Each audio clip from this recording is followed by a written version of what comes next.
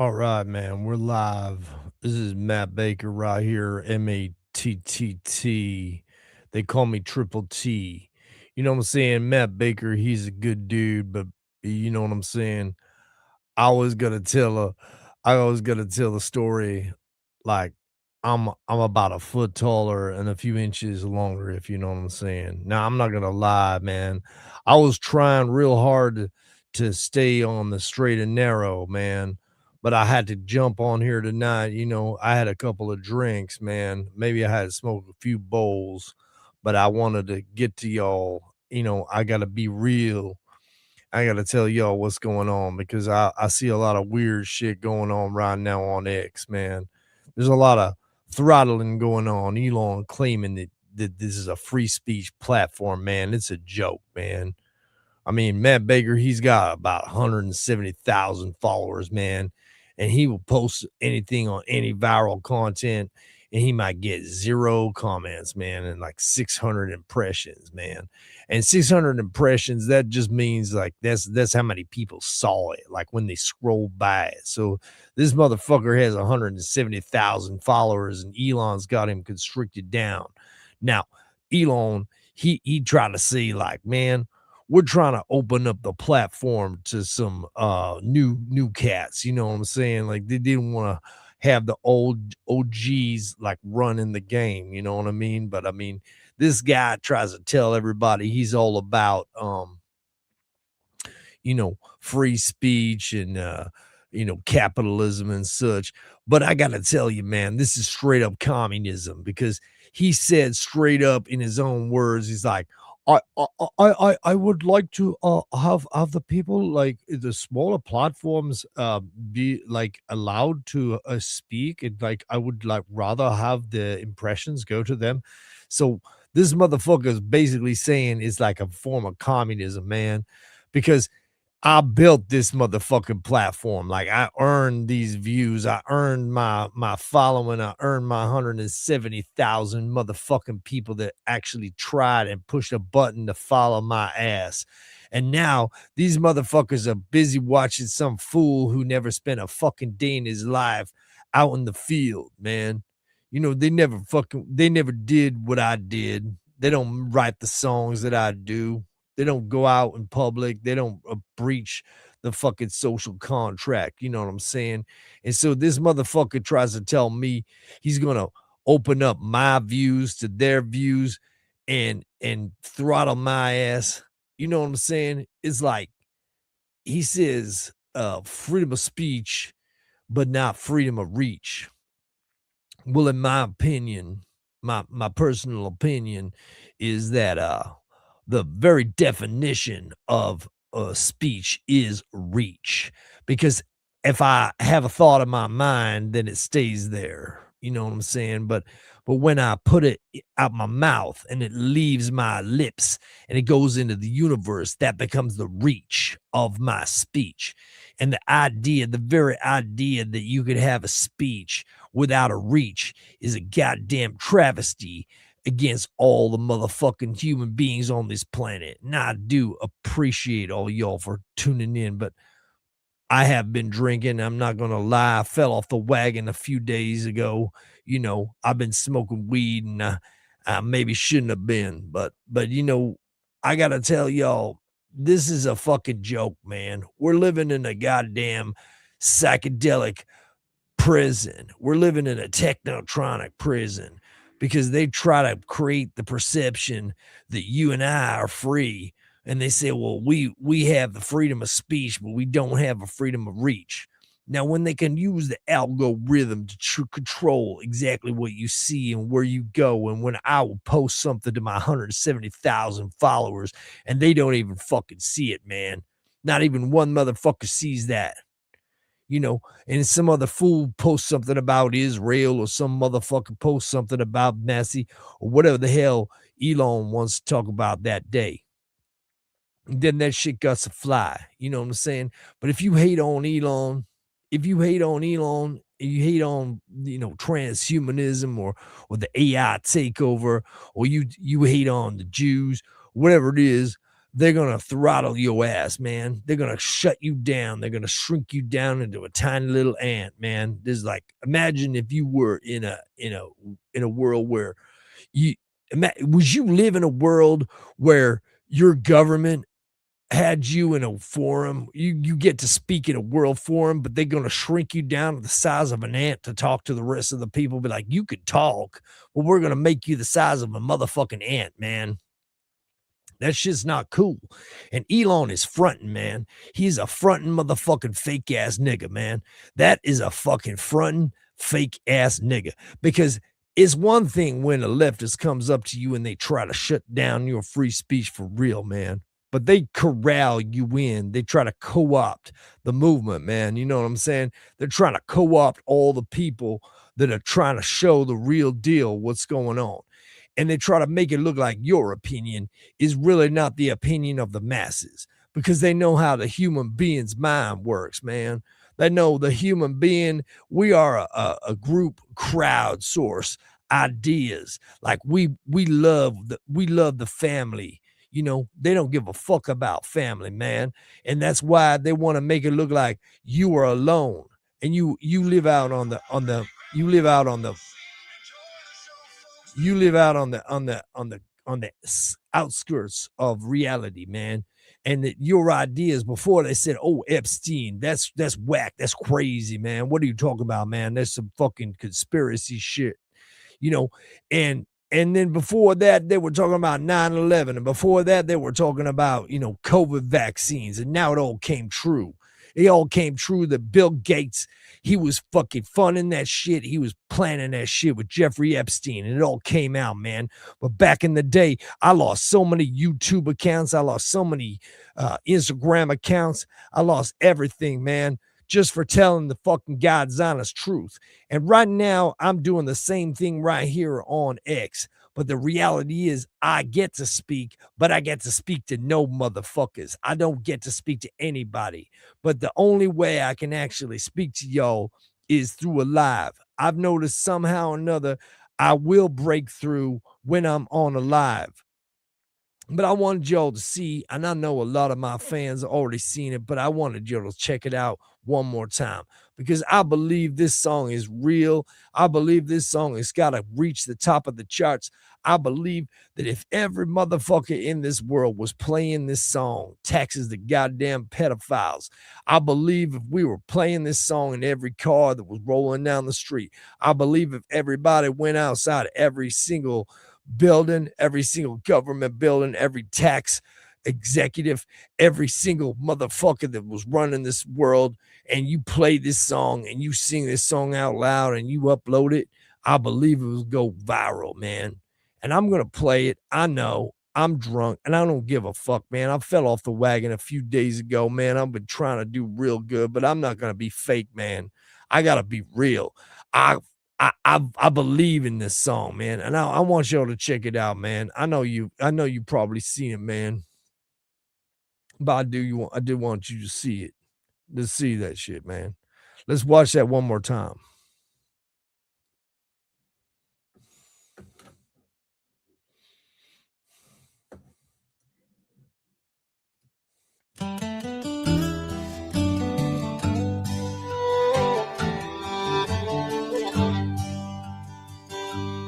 Out on the edge of the Milky Way's arm, there's a hard-working man working hard on his farm. The so-called stars, how they play their games, there's a dark little secret that's calling their names. Epstein's Island, hidden away from our view, where the powerful gather, are doing what they do. On the spiral arm of the Milky Way galaxy, there's a parasite sucking the blood of humanity.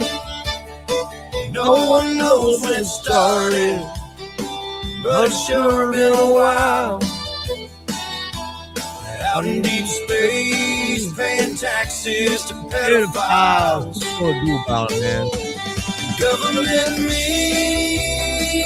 to control the mind, but we lost ours now. And we're sure it'll buy. Pay it no mind. Just keep on the grind.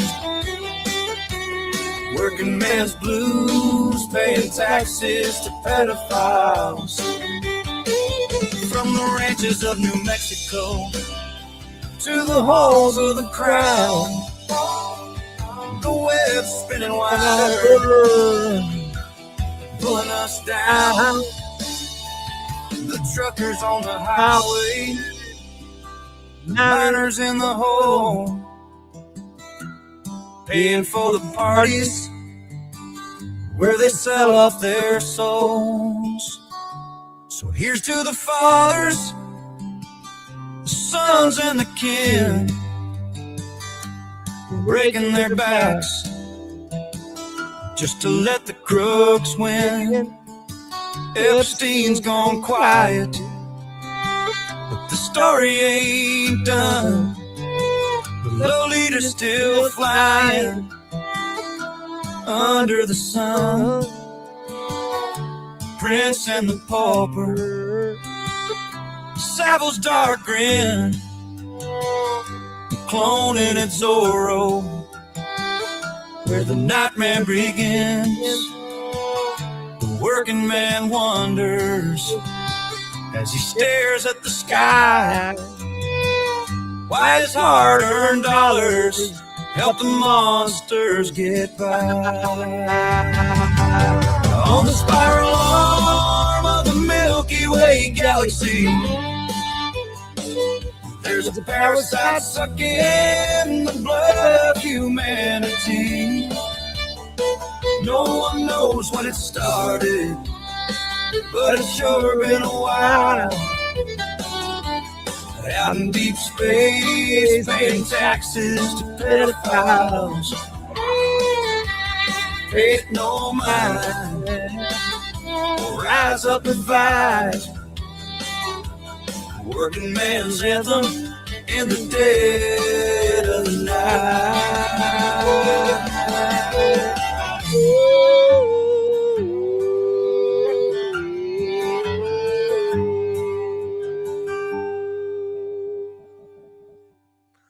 Hey, man, I'm sorry.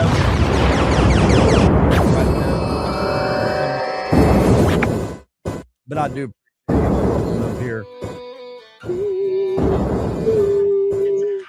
You might not think I could sing the song, but man, I could sing the song. But hey, I got a friend rolling in. He's dying to fucking call me right now. What's up? Chad's brother-in-law. What's up, nigger? Negro. What's up? Hey, man. Yo, that's my guy. What's up, man? Dude, that's me. You hear about all this stuff going on with Trump and Iran? Hey, can you hear me? Yeah, man, I think I can hear you. Can you hear me? You on X right now or what, man? Oh, no, we're on a delay. Oh, you just calling in for no reason? No, I'm your buddy. No, man, I just went live on X, man. I thought maybe you had called in because of that. All right. How are you doing, Matt? Well, you're talking to Triple T right now. Triple T, Matt Baker I'm with sorry. 3 T's, just so you know. I didn't know that. I am Triple H. Well, No, man, no, I no. love Triple H. I think everybody deserves 3 letters in their name. You know, Yeah, double it up. brother. Why's it got to be 1 T or 2 T's, man? That's what I always said. It was like, they said, Matt, was it 1 T or 2 T's? I said, give me 3 while you're at it. I think it'd be full. Let the hoes off the floor. I think 4 is overdoing it, man. I Mr. think you've Matt gone Baker, too how far you now. doing live drinking on a Friday night. That's what I'm talking about. I shouldn't even be on the air, man, right now. You on X, man? You get on here right now. You can, you know, we go live right now.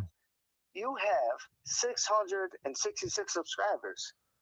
Well, man, that ain't nothing, man. I got 1,700 followers on X, man.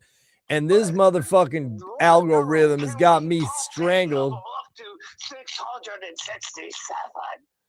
I cannot have 666. That is not cool. Somebody's got to fucking follow me. I need another subscriber. Don't. God, somebody Somebody help me, man.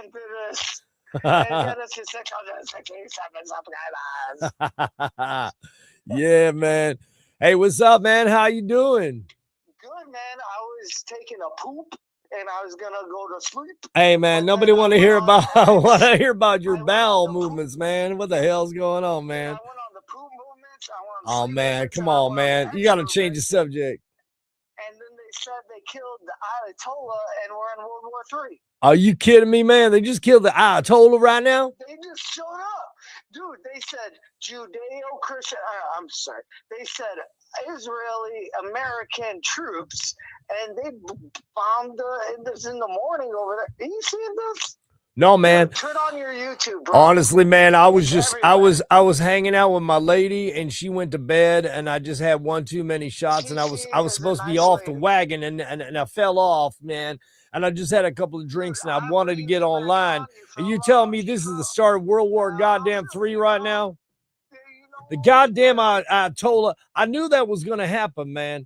dude, They telegraphed that. They telegraphed it with what they did down in Venezuela, man. The idea that American government could just come in and kidnap any leader of any goddamn country in the world, man. It's all fun and games until they come and kidnap you, brother. No, not me.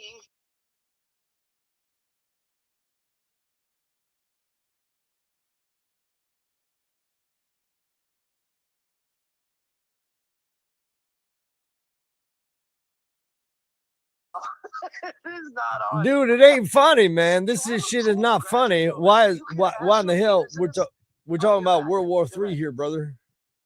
Hey, brother. Hey, How why you don't you doing, come though? on? Why don't you come on? Can I send you a link or what, man? No, I got you. I'm watching you with the volume down, so Yeah, but it man, doesn't the echo thing's like gone Alex crazy. Jones. I gotta see He this. hates Give that. me a link, man. Send me a link. Send it to No, my email, man. I'll send you a link. Or maybe you could DM it to my X account. You know how drunk I am right now? Well, you ain't as drunk as me, brother. But this is how we start World War III, baby. This is what I knew I had to come on for some reason, and I'm here like just holding it down, man. You know. Are you done paying taxes to pedophiles yet, man? Are you done? Pedophiles pay taxes. Hey, man, are you done? What? Let me look. Where the hell? Like, let's look it up. Like, if I look up Iran right now, what am I going to find out? I'm sending you a link to the thing. Is it on X? Hey, man, y'all hearing this? Is this a real? Is it a Ayatollah? Is he really taken out by the American government? Is this a fact for real, man? Yeah. Man, I you Basically. know, like who is next, right? Like I mean, Xi Jinping or like Vladimir Putin, man. Like we just gonna go around and kidnap the entire global elite? Oh, come on, man. And then Iran is the last joint, though. Well, let me tell you, man. I mean, do you think that that this had never been thought of before? Let me ask you a question. Like, what is the reason why nobody had ever assassinated real world leaders in the past? Oh, because they are working. You know, they're doing their job. Well, I was under the impression that there was a certain understanding that if you go to a meeting and you got to meet a world leader, that you're not going to just kidnap them and kill them. How you gonna have any kind of negotiations at that point in the game? You're talking about Mossad and CIA and something like that. Oh man, the Mossad don't give a fuck. Hey, you know what I'm saying? The Mossad says they said we bombed the. Why'd you bomb the hospital, man? They said, well, those were human shields. Those were human shields that were blocking us from bombing the hospital, man. But let me tell you, man. Like now, no, let me talk, man. Why would you, if you know your enemy is going to bomb if you know your enemy is going to bomb schools and hospitals and churches, then why would you even bother having a human shield, man? Oh, I use children pregnant mothers and black people. Yeah, man. Like there'd be no point in having a human shield if you already knew that they were going to bomb your hospital, man. You're like, well, they bomb hospitals and they bomb schools and they bomb churches. I put everybody in the church. That will stop them. And like, you already know that doesn't work. So the whole idea of the human shield is fake because they always bomb the motherfucking schools. They always bomb the motherfucking churches. And here we go. We are doing Netanyahu's goddamn bidding, and we are under the thumb of the Israeli lobby. And Donald Trump is nothing but a goddamn puppet of Netanyahu. What I was gonna say is that there's always Blowback, man. I'm about to blow your back. Close behind the feed, you know what I'm saying? Hey, man. I need to slow it down. I'm performing right now, but I want to look this up. I got to find out what's going on, man. Let's look it up. Let's look up Iran. You know what? I love taxes to pedophiles because that's what I actually do. And I love my life, and I love just doing that. It makes me feel great. You love paying taxes to pedophiles. Yeah, man, I'm about to go outside H&R Block, and I'm going to fucking bump that shit right outside. I'm going to be like, hey, man, I want to thank you for doing your part, man. I know you're helping, and you're doing what you can to help pay for the taxes for the pedophiles. And I appreciate you, man. I want you to go in there, and I want you to pay your taxes, brother. Do your part. Help the cause. Help the pedophiles. Oh, yeah. You know what I'm saying? I just don't even know. I mean, I'm barely hanging on, man. I mean, what are we doing right now? Iran? What's happening? What's that? Iran. Let's look it up. Return. Iran. I mean, give me some live feeds, man, because I'm on live right now. It's hard for me to do this. Well, no, but just like DM me, man. DM me, or on X. Like anybody in the chat, like, what the hell, man? Are we really in World War III? Is this for real, man? For real, man? I just don't even know. I've been watching a lot of MTV, like from 1994, and it was really cool. So, like, MTV News. We got Matt. You're drunker than I am, man, and that's saying something. Hey, I'm just gonna let homeboy talk for a minute. Controversial.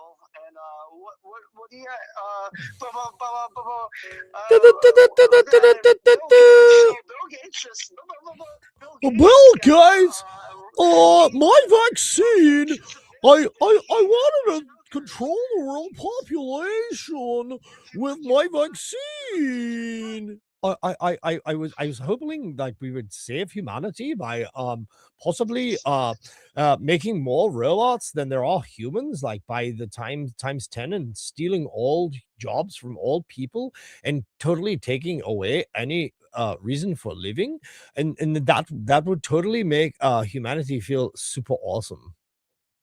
So there's one problem with that. Well, we all know that the pedophiles are taking over, and then well, I always have the pink sweaters. I'm very unassuming, and I have a pink sweater. I'm very unassuming. I just lurk in the darkness. I'm a lurker. I lurk. Oh, I want to find something. Tell me what's happening. What's happening right now? Judeo-Christians just... Send me the fucking feed. Where is the feed? I want to see the live feed. What's happening? There it is. Yep. What? Where? On YouTube Live. Just hey. Just tell you what. Just send me a link in this video, right? Like just send it. Copy and paste the link. Anybody, copy and paste the link to this video's comments. I'm gonna go back to my homepage. I'm gonna go back to my channel. I'm Matt Baker again. 2 T's, only 2, no 3, baby. But look, there's triple T on the stage. But look, World War III is breaking out. Is it a fact? Yeah. There you go. Well, look, this is a live stream. So you are supposedly going to leave me a comment right here. But there are no comments. I can. Leave a comment with the link Anybody leave a comment right here. I gave you another thumbs up. Number 3. A thumbs up doesn't count. I'm trying to watch World War III right now. All right. In the meantime, everybody watch Get Your Popcorn because maybe it's ready. We're ready for Get Your Popcorn. I want my fans to see the song right now. I know you'll. Hey man. Hey, can you shut your fucking mouth, man? Triple T right here. This ain't double T. Look, hey, get me my shit. Dude, you look beautiful in this video. Don't I? Before they put out your light. Get your popcorn, settle in for the ride. The storm's always brewing on the other side.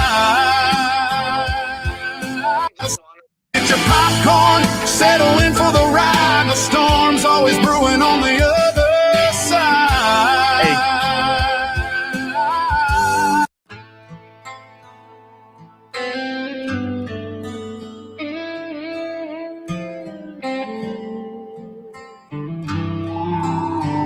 Smoke that opium, smoke that opium, hold it in tight before they put out your lights. One more hit of the dream, let it burn real slow. Deep state watching, but we're in the know. Sitting in the basement, eyes glued to the screen. Q dropped a crumb, man, you know what it means. The storm is coming, arrests any day.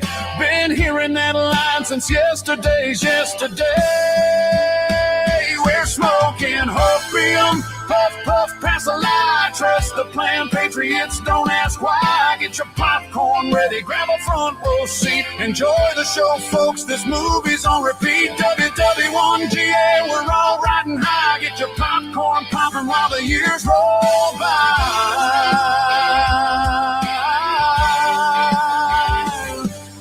Red-pilled and righteous in the great awakening glow. Dark to light coming, just don't ask when. Though nothing can stop what is coming, they say. Future proves past, but it's still today. Do your own research, dig deep in the thread. Tomorrow's the day.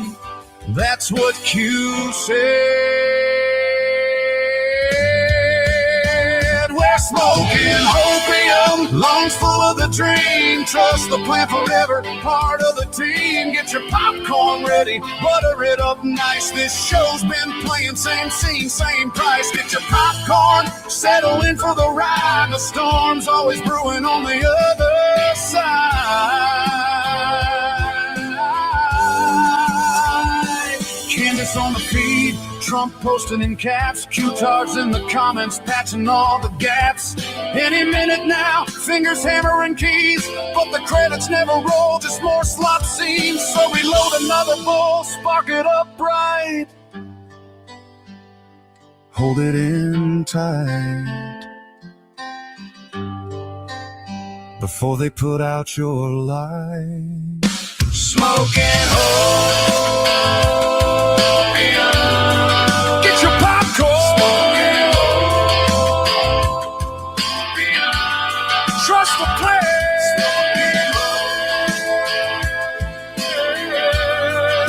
Enjoy the show. NCSWIC.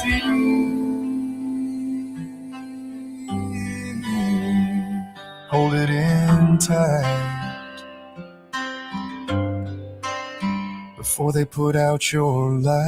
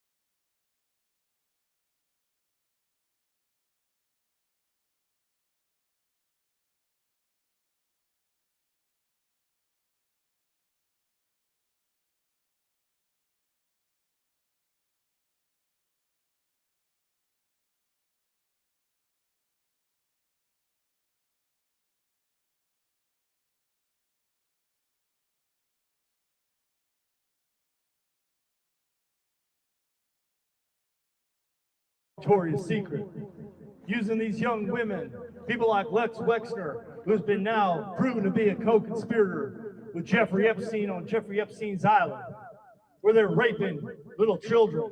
Not only that, they're eating babies. Keep them in control of the mind.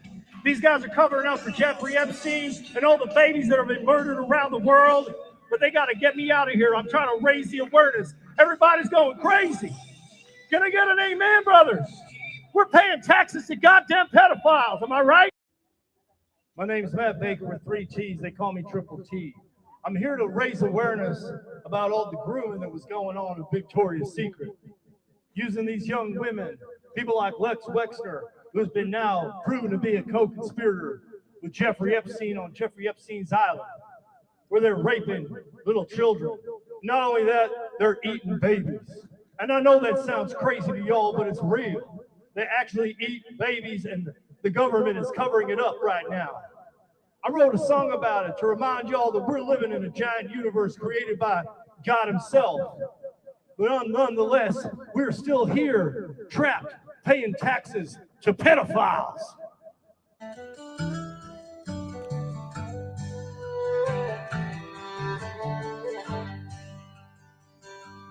Out on the edge of the Milky Way's arm, there's a hard-working man working hard on his farm.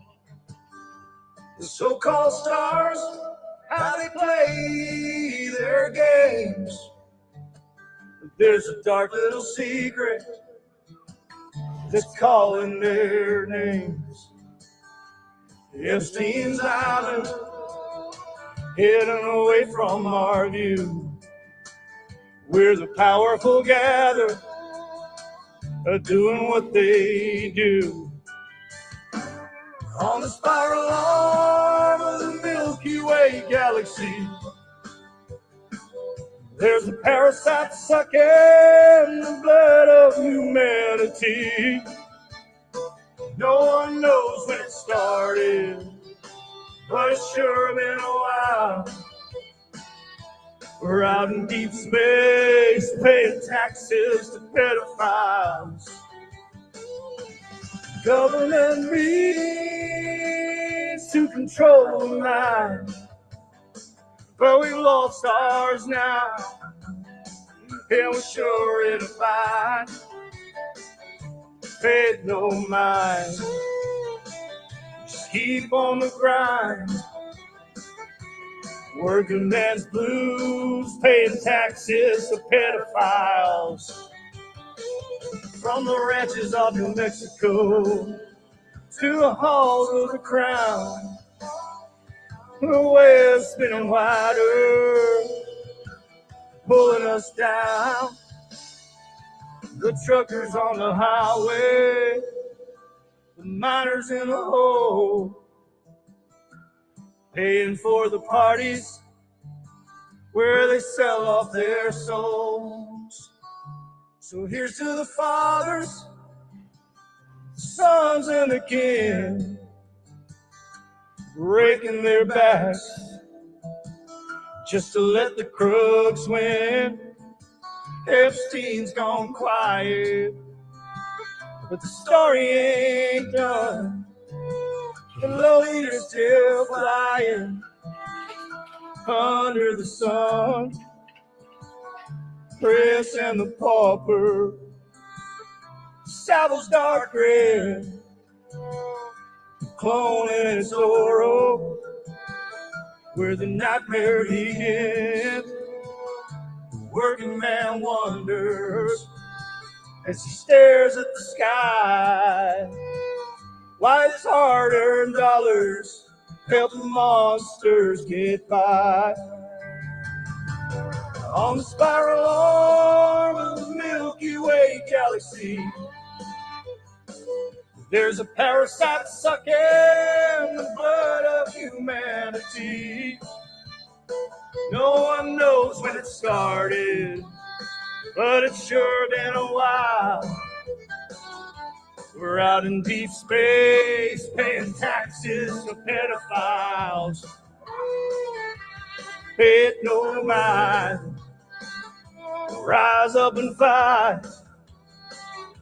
The working man's anthem in the dead of the night.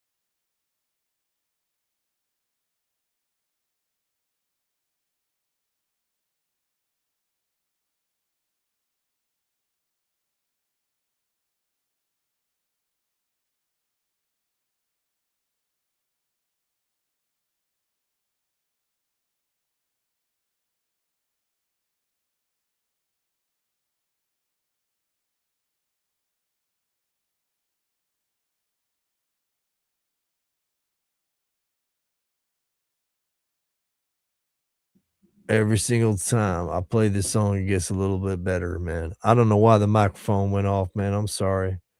And I know it's World War III and y'all are worried about what's happening in the world, but and I just want to tell you all I'm drunk right now. And I do apologize for that. And I shouldn't have came on here like this. And Matt, he's gonna be real mad at me using his channel, like just to get on here and get all whiskeyed up, man, or drink tequila, you know.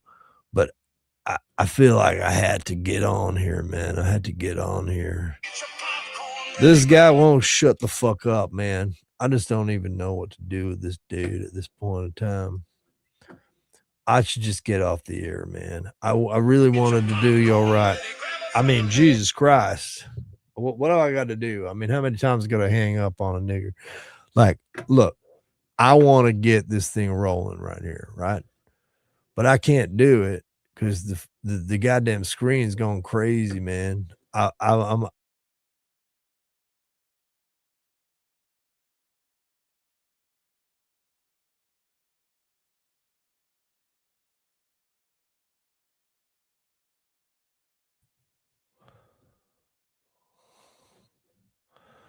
all right, man. I'm sorry. I got so many technical difficulties. Anybody who could hold on to this show at this point in the time is just an absolute fan, and I appreciate y'all. I want to share the screen right now.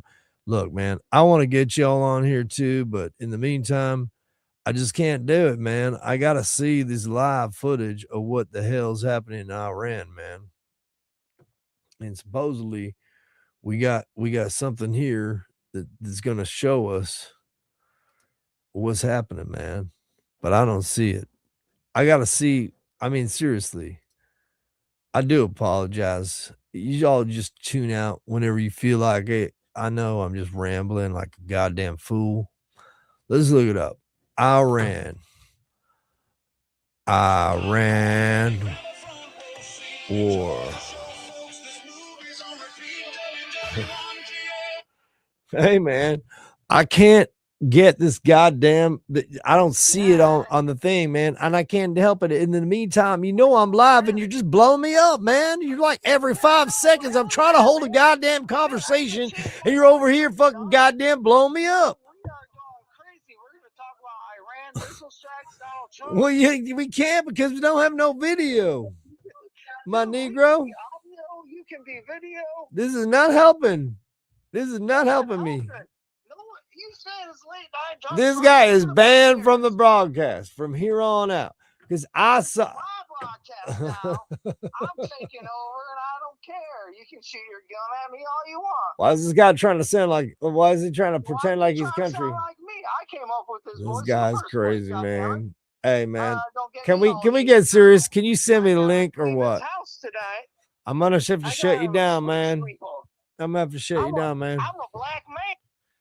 Jeez, man. I try to tell him, man. I love him, man. He's my. I'm gonna have to turn my phone off because he's gonna keep blowing it up. I just don't even know what to do. I mean, I might have had a semi decent show, but not now. I just don't even know what's going on right now because I've lost my mind. I was already drinking, already smoking, and I was trying to find what the hell was going on with Iran right now. I mean, if y'all could leave me, I mean, this is all I'm asking y'all is leave me a comment in this video with the link to the most pertinent video that's going on right now. I mean, is that too fucking hard, man? If anyone's watching, I mean, I would really appreciate you doing that because I mean, we're trying to watch the world go down. I was coming on here just to have fun. I didn't realize that we're going to be like in a World War fucking goddamn 50 right here, man. Well, let's look it up. Iran.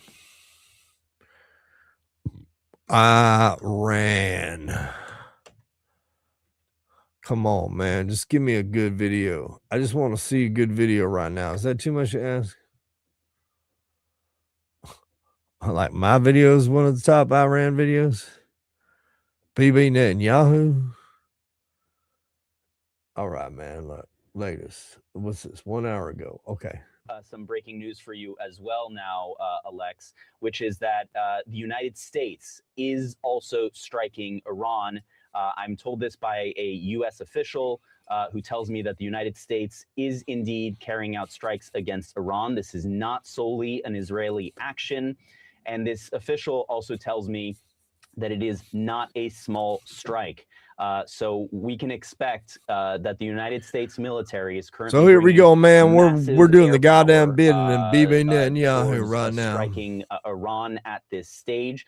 We don't know the extent of those strikes as of yet, but it is clear that the United States is carrying out strikes alongside Israel against Iran. Those strikes are currently ongoing, and a United States official now confirming that to me and stressing that this is not a small strike.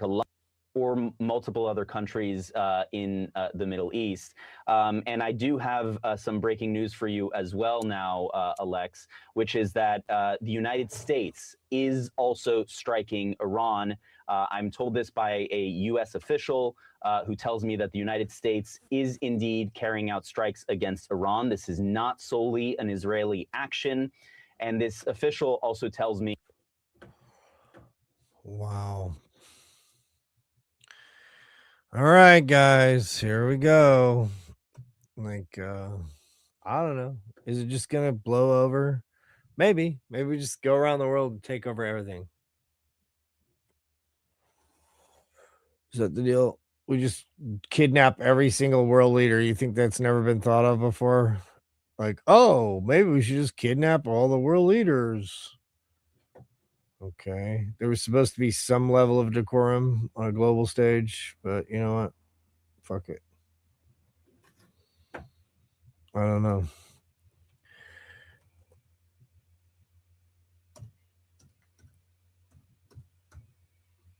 I don't know, man. When are people going to realize what's really happening here?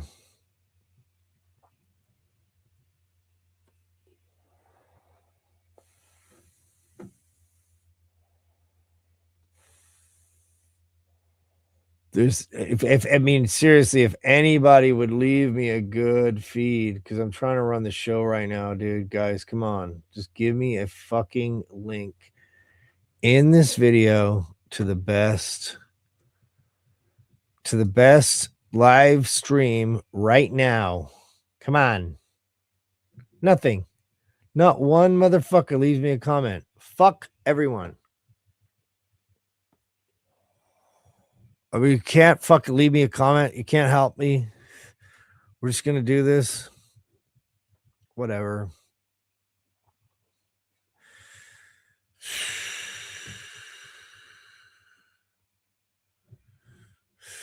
Well, just keep paying taxes to pedophiles.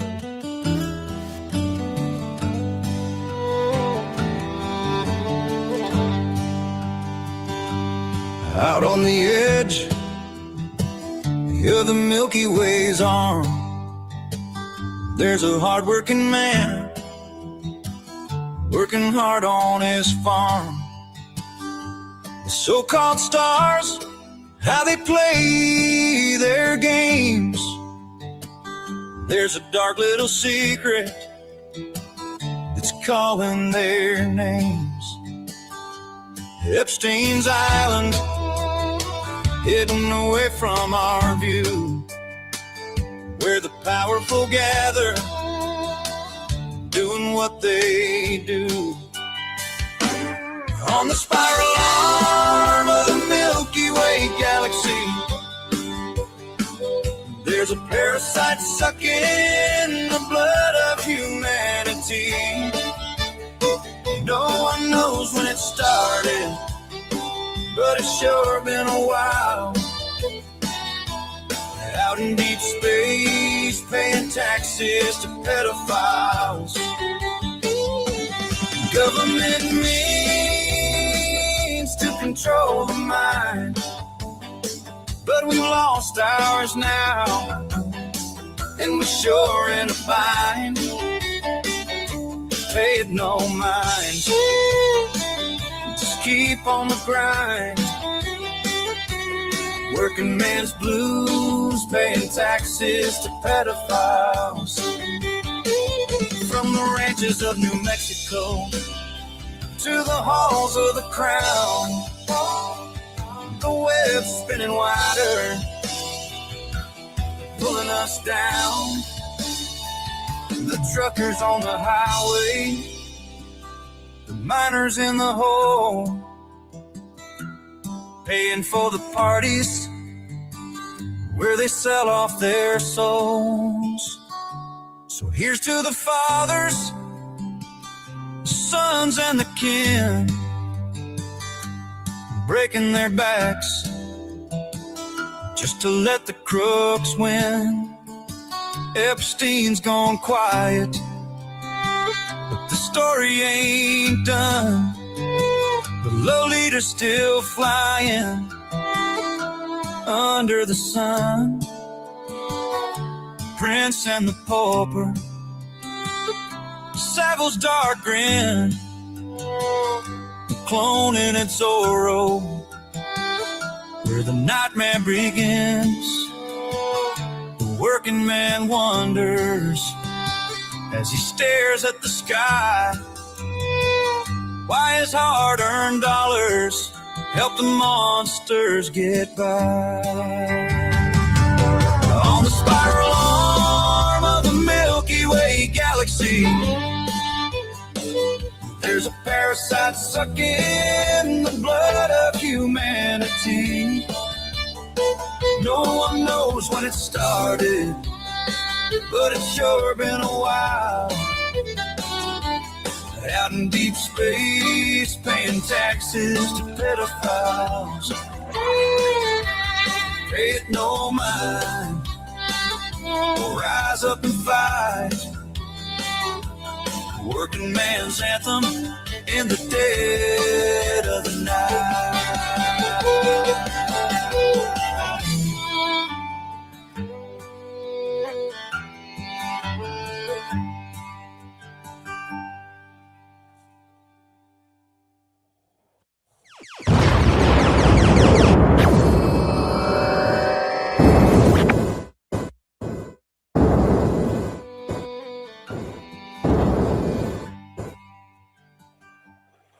All right, man.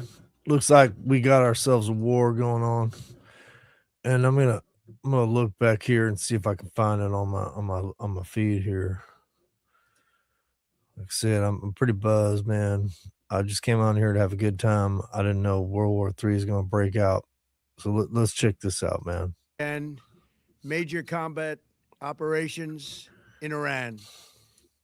A short time ago, the United States military began major combat operations in Iran. Our objective is to defend the American people by eliminating. A short time ago, the United States military began major combat operations in Iran. Our objective is to defend the American people by eliminating imminent threats from the Iranian regime, a vicious group of very hard, terrible people. Its menacing activities directly endanger the United States, our troops, our bases overseas, and our allies throughout the world. For 47 years, the Iranian regime has chanted death to America and waged an unending campaign of bloodshed and mass murder, targeting the United States, our troops, and the innocent people. We all in know many, who you many work for, countries. man. You work for goddamn Among the Bibi regime's Netanyahu. very You're a first acts goddamn was slave to back a goddamn violent Goyim. takeover of the You U.S. goddamn embassy in Goyim Tehran, slave. holding dozens We all of know American they ain't no threat hostages to for America. 444 There's only one days. reason to attack Iran, In and that is 1983, goddamn Iran's Israel. proxies carried out the Marine barracks bombing in Beirut that killed 241 American military personnel. In 2000, they knew and were probably involved with the attack on the USS Cole. Many died. Iranian forces killed and maimed hundreds of American service members in Iraq. The regime's proxies have continued to launch countless attacks against American forces stationed in the Middle East in recent years, as well as U.S. naval and commercial vessels and international shipping lanes. It's been mass terror, and we're not going to put up with it any longer. From Lebanon to Yemen and Syria to Iraq, the regime has armed, trained, and funded terrorist militias that have soaked the earth with blood and guts.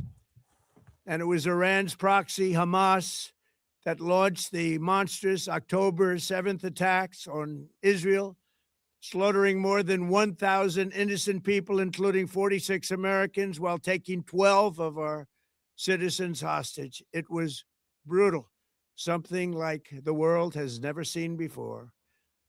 Iran is the world's #1 state sponsor of terror and just recently killed tens of thousands of its own citizens on the street as they protested. It has always been the policy of the United States, in particular, my administration, that this terrorist regime can never have a nuclear weapon. I'll say it again. They can never have a nuclear weapon. That is why in Operation Midnight Hammer last June, we obliterated the regime's But nuclear Israel program can at steal Fordow, our Natanz, nuclear and weapon Isfahan. secrets, and they can After pretend not that to have attack, we a warned nuclear them weapon. never to There's no resume their problem as long malicious as Israel pursuit of does it. nuclear weapons. We all fucking know And we what's going sought on here, Trump. You repeatedly goddamn fucking to make a sellout. deal. We tried. They wanted to do it. They didn't want to do it. Again, they wanted to do it. They didn't want to do it. They didn't know what was happening. They just wanted to practice evil. But Iran refused, just as it has for decades and decades. They've rejected every opportunity to renounce their nuclear ambitions, and we can't take it anymore. Instead, they attempted to rebuild their nuclear program and to continue developing long-range missiles that can now threaten our very good friends and allies in Europe, our troops stationed overseas, and could soon reach the American homeland. Just imagine how emboldened this regime would be if they ever had and actually were armed with nuclear weapons as a means to deliver their message. For these reasons, the United States military is undertaking a massive and ongoing operation to prevent this very wicked, radical dictatorship from threatening America and our core national security interests. We are going to destroy their missiles and raise their missile industry to the ground. It will be totally, again, obliterated.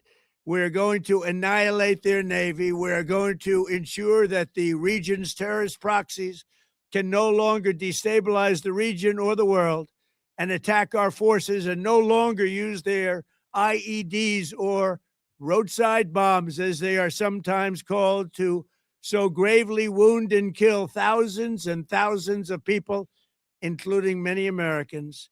And we will ensure that Iran does not obtain a nuclear weapon. It's a very simple message. They will never have a nuclear weapon. This regime will soon learn that no one should challenge the strength and might of the United States Armed Forces.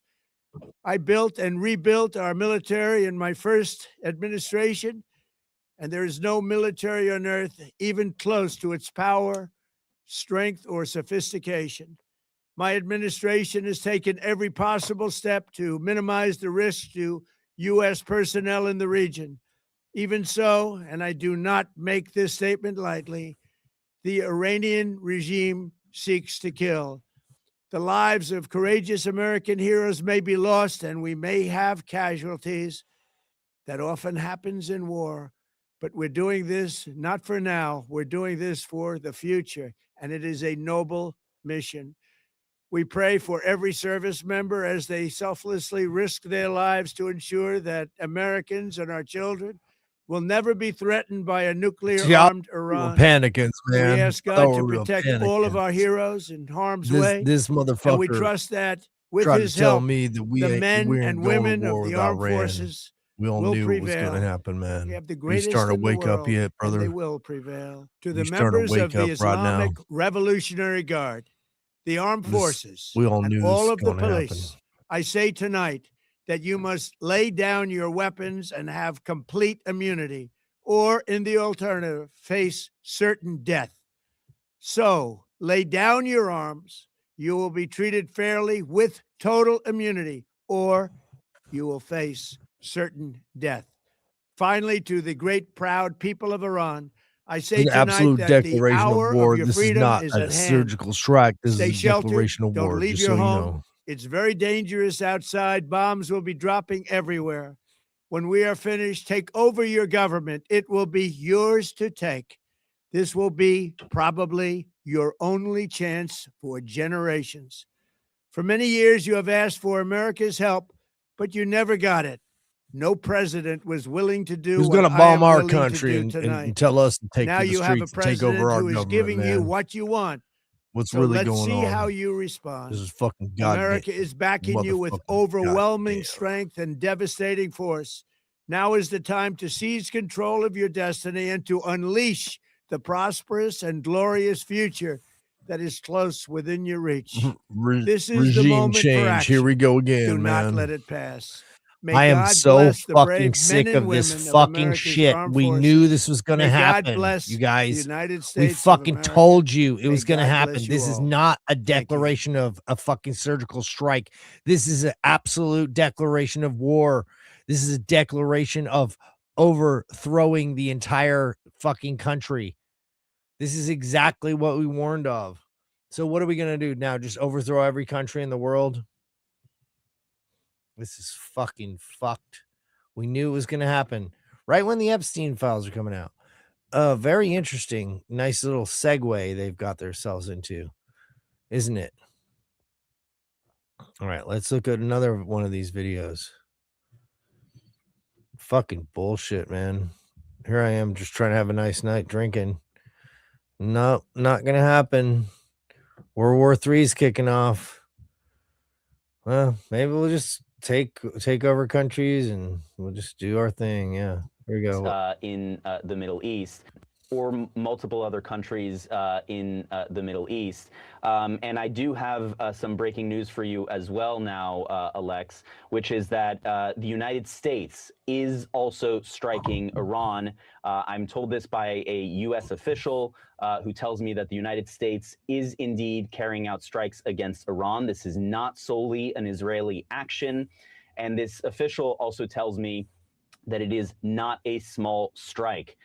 So we can expect that the United States military is currently bringing massive air power towards striking Iran at this stage. We don't know the extent of those strikes as of yet. Did you vote for But this? it is clear that the United States Didn't we vote is for carrying out strikes no more alongside wars? Israel against Iran. Those Didn't we vote strikes are for currently absolute ongoing, and the honesty United with the States Epstein official files? now confirming that to me and stressing that this is not a small strike. A lot or multiple other countries in the Middle East. And I do have some breaking news for you as well now, Alex, which is that the United States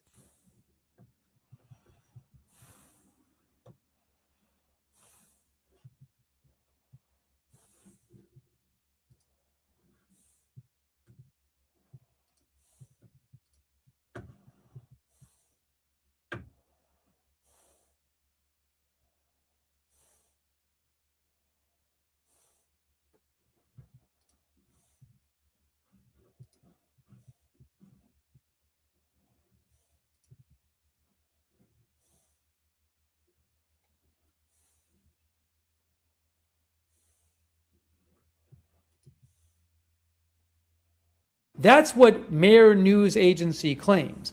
I haven't seen that anywhere else. So I don't know if that's just them, saying it in Iranian state media. PM Breaking News posted a video of an explosion apparently in Bahrain. Michael Horowitz says UAE partially closes its airspace. Oh, hold on a second here. All right. A lot of news happening right now. Trying to get you reports on this.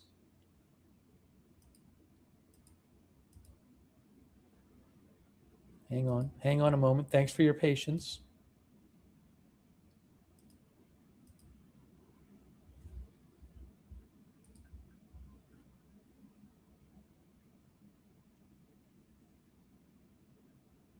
I have a statement from the Israeli military about this operation, which I'll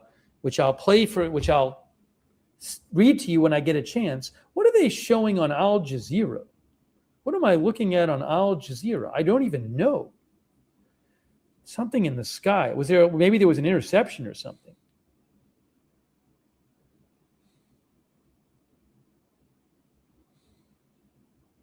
It says, I don't know. It said in Jerusalem. It looks like are they showing an interception in the sky or something?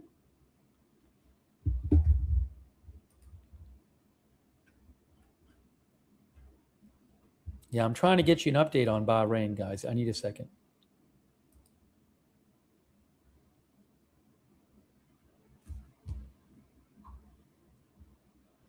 Yes, again, explosions reported in Bahrain. Oh, Al Jazeera says images show a missile falling in the Bahraini capital. Al Jazeera says images show a rocket falling or a missile falling in the Bahraini capital of Manama. That's according to Al Jazeera.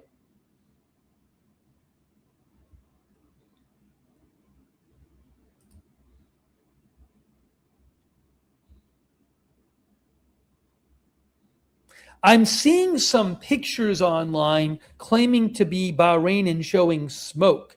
I have no idea what this smoke is from and what this explosion might be from.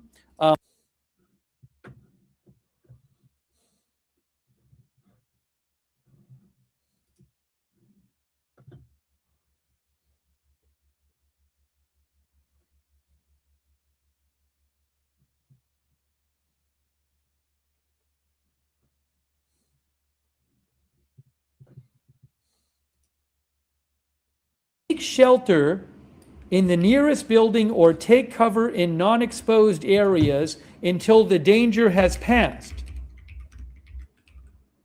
They say seek shelter in the nearest building or take cover in non-exposed areas until the danger has passed. That just was announced by Bahrain, by their interior.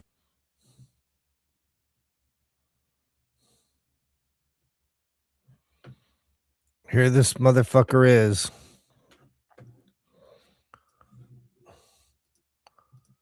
Don't you want to hear from your president?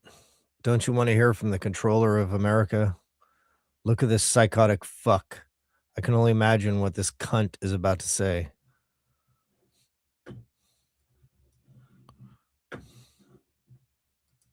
אתרי טילים בליסטיים, אחיי ואחיותיי, אזרחי ישראל. לפני שעה קלה יצאו ישראל וארצות הברית למערכה משותפת, מבצע שאגת הארי. מטרת המבצע, לשים קץ לאיום ממשטר האייתולות באיראן. בשעה זו תוקף צה"ל מטרות של משטר הדיכוי, מתקנים של משמרות המהפכה והבסיס, ויחד עם צבא ארצות הברית, אתרי טילים בליסטיים שמאיימים הן על ישראל והן על כוחות ארצות הברית. מבצע זה יימשך ככל הדרוש. במשך 47 שנים קרא משטר הרשע באיראן מוות לישראל, מוות לאמריקה. הוא רמס את אזרחי ארצו, הוא הטיל מורא על עמי האזור, הוא פרס רשת טרור מסועפת בעולם כולו. הוא השקיע משאבים עצומים לפתח פצצות אטום ועשרות אלפי טילים שנועדו, כפי שהוא הגדיר את זה, למחוק את ישראל ממפת העולם. הוא חימש גם את שלוחות הטרור סביבנו, בעזה, בלבנון, בסוריה, בעיראק, בתימן, ביהודה ושומרון. והוא הקיז את דמנו. אבל אם מישהו היה צריך הוכחה נוספת לגבי טבעו הרצחני של משטר האייתולות, הוא קיבל אותה בחודש שעבר. כי כולנו ראינו איך משטר האימים הזה בטהרן ביצע טבח המוני חסר תקדים באזרחי איראן עצמה. הוא רצח בדם קר אלפי ילדים, מבוגרים, זקנים. רבבות נאסרו, עונו, הושפלו. ולמה? רק בגלל שהם ביקשו לעצמם חיים של חירות וכבוד. במלחמת התקומה ובמבצע עם כלבי, חיילינו הגיבורים היכו שוק על ירך את משטר האייתולות ושלוחיו. אבל חיית הטרף הפצועה לא חדלה מניסיונותיה להשתקם למען אותה מטרה, כדי להשמיד אותנו. בחודשים האחרונים הרודנים באיראן זוממים לבנות מחדש את יכולות הגרעין והטילים שלהם ולהטמין אותם מתחת לאדמה, ושם לא נוכל לפגוע בהם. אם לא נעצור אותם עכשיו, הם יהיו חסינים. ולשם כך, הנציגים שלהם במשא ומתן מנסים להרוויח זמן במשא ומתן עקר ושקרי עם ידידינו האמריקנים. אבל הרודנים באיראן טעו טעות מרה. כי ארצות הברית לא קונה את השקרים שלהם, ואנחנו לא נשב בחיבוק ידיים כשמרחף מעלינו צל ההשמדה. ולכן יצאנו כעת למבצע שאגת הארי, פעולה שהיא עוצמתית הרבה יותר ממבצע עם כלבי, שהיה מאוד עוצמתי. אנחנו עושים זאת בשילוב זרועות מלא עם ידידינו בארצות הברית, תחת ההנהגה האמיצה של הנשיא טראמפ. יחד עם ארצות הברית נכה קשות במשטר הטרור. ניצור תנאים שיאפשרו לעם האיראני האמיץ לפרוק מעליו את עול המשטר הרצחני הזה. במהלך מבצע עם כלבי שאלו אותי פעמים רבות, האם הפלת המשטר היא המטרה של המבצע בנוסף להרחקת איום הגרעין והטילים? ואני השבתי שזו לא הייתה המטרה, אבל זו בהחלט יכולה להיות התוצאה. ואכן זה בדיוק מה שהחל לקרות כשמיליוני איראנים יצאו לרחובות. ועכשיו ניתנת להם ההזדמנות ליטול את גורלם בידם. אזרחי ישראל, כמו בעם כלבי, גם בשאגת הארי, נידרש כולנו לאורך רוח ולתעצומות נפש. כי יהיו מחירים, ואולי גם מחירים כבדים. אבל אני יודע, אילו כוחות מופלאים טמונים בעם שלנו, אילו כוחות מופלאים טמונים בכם, אזרחי ישראל. מאז שהחלה מלחמת התקומה, עמדנו יחד, וגם היום נעמוד יחד, בגבורה, באחוות אחים, בערבות הדדית. אני מבקש מכולכם, שמרו בקפדנות על הוראות פיקוד העורף, כי אתם כבר יודעים, ההוראות האלה Shut מצילות the חיים. fuck up, צפויים לנו you ימים cunt. מאתגרים. You כל fucking פעולה cunt. צבאית כרוכה Why do we בסיכון. have to deal with these אבל fucks? הסיכון לא לפעול, I'm so גדול fucking sick לאין of it. שיעור.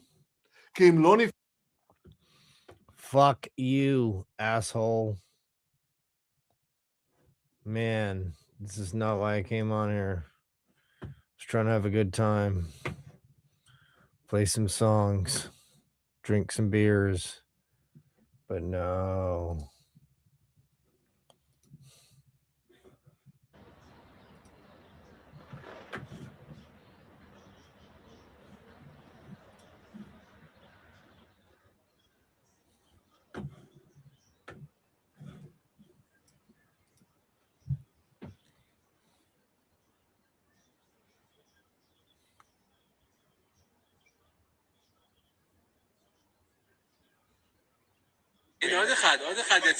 South of Jerusalem. What's going on in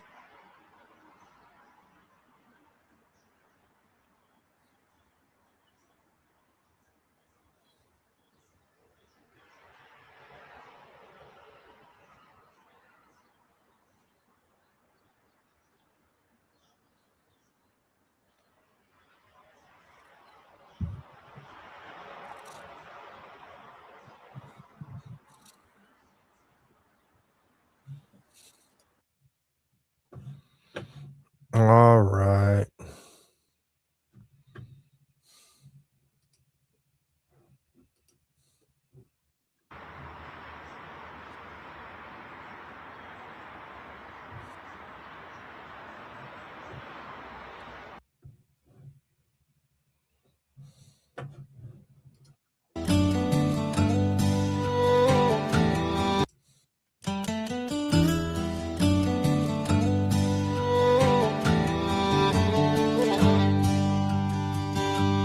Out on the edge of the Milky Way's arm, there's a hard-working man working hard on his farm. The so-called stars, how they play their games. There's a dark little secret that's calling their names. Epstein's Island, hidden away from our view, where the powerful gather, doing what they do. On the spiral arm of the Milky Way galaxy, there's a parasite sucking the blood of humanity. No one knows when it started, but it's sure been a while. Out in deep space, paying taxes to pedophiles.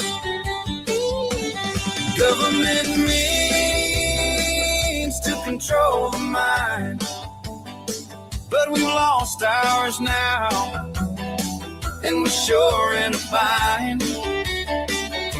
Pay it no mind, just keep on the grind.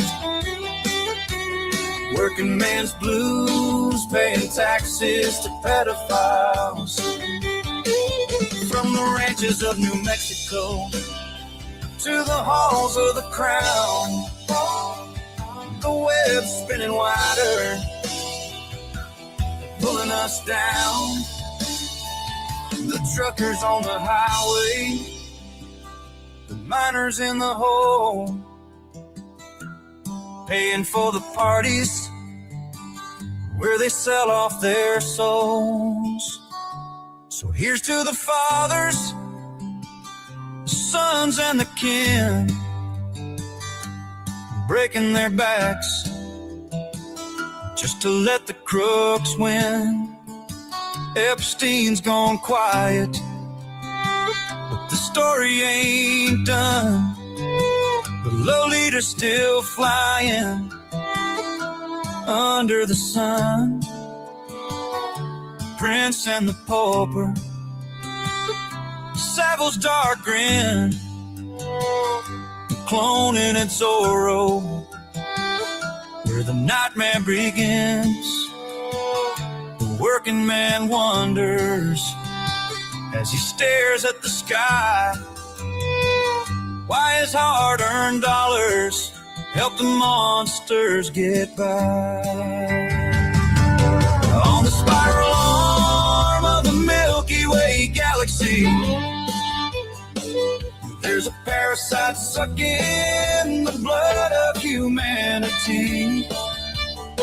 No one knows when it started, but it's sure been a while. Out in deep space, paying taxes to pedophiles. Pay it no mind, rise up and fight. Working man's anthem in the dead of the night.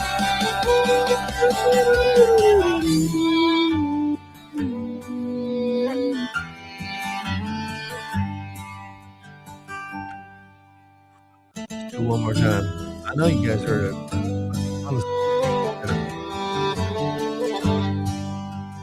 Let's go on. Out on the edge of the Milky Way's arm, there's a hard-working man working hard on his farm. The so-called stars, how they play their games.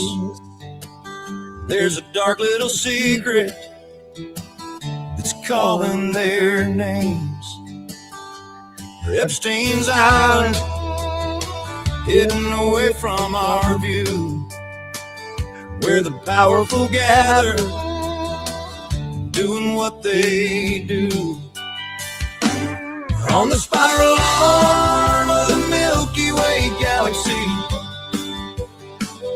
there's a parasite sucking the blood of humanity. No one knows when it started, but it's sure been a while. Out in deep space, paying taxes to pedophiles. Government means to control the mind, but we've lost ours now, and we're sure in a bind. Pay it no mind, just keep on the grind. Working man's blues, paying taxes to pedophiles. From the ranches of New Mexico to the halls of the crown, the web's spinning wider, pulling us down. The truckers on the highway, the miners in the hole, paying for the parties where they sell off their souls. So here's to the fathers, the sons and the kin, breaking their backs just to let the crooks win. Epstein's gone quiet, but the story ain't done.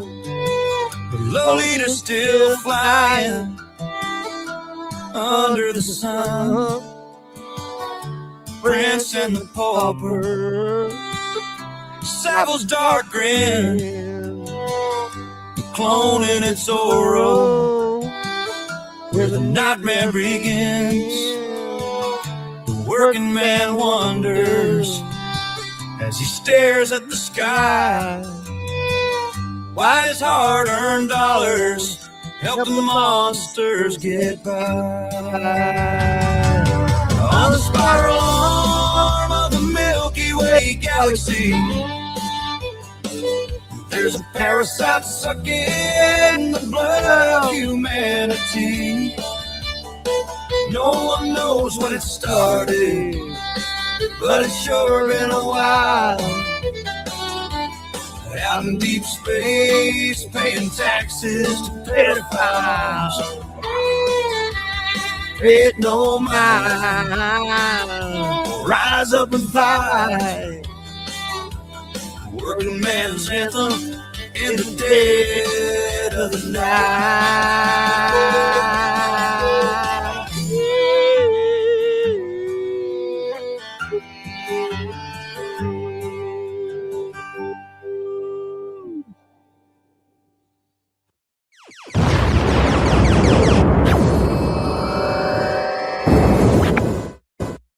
He's got himself a little thing going on. Let's see what we've got for here for Owen Schroyer, the OG, old homie. You know. Let's see, man. Support my work, man. That's all you got to do. Where's he at, man? Let's look at Owen Schroyer. He's got his page going on now. I do apologize, man. I'm just barely hanging on right now.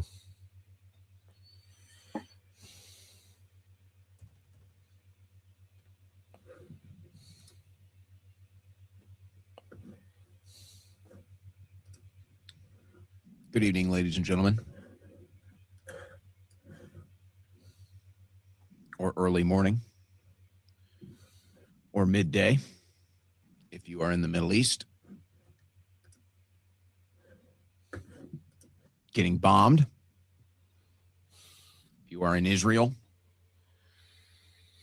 running to a bomb shelter as sirens are going off. It is 1:44 a.m. Don't be Saturday, panicking, ma'am. I'm February 28th, war with Iran. What are you talking about? Central Man? Time, You're Austin, Texas. panicking. And about an hour or two ago, the United States and Israel began joint strikes targeting States with Israel. What do you mean? political figures. I thought we were in Iran and the capital city of Tehran. I thought y'all like we are getting you're more not information as Israel. What do it you- comes in. all of a sudden we're like The entire country of Israel is basically on alert. Israel. Sirens are going off. The United States and Israel have both issued warnings to anybody and everybody in Israel to be prepared to go to bomb shelters. When this first started, they called it a preemptive strike. That was a lie. That was more propaganda. That was more pro-Israel propaganda, which pretty much just runs the foreign policy in D.C. and the vast majority of the media landscape. No, this is a regime change war. It's likely this was decided weeks ago, but the decision was to wait till after the Olympics and to wait till after the State of the Union, and then do it on the weekend when people aren't paying attention to news, as so they could not get as much outrage from the American people I mean, does anyone think this and is- from the world, as certainly there Everyone's, like, will watching be and and is. seeing how it's going and seeing the obvious progression of psychological And I guess for Israel, and where it's going. they saw that their approval rating in the West was sinking. When we say They they're saw trying to that keep their us approval there, rating in the United us States specifically was sinking. They saw that their political support from the citizens of the United States was tanking. And so for them,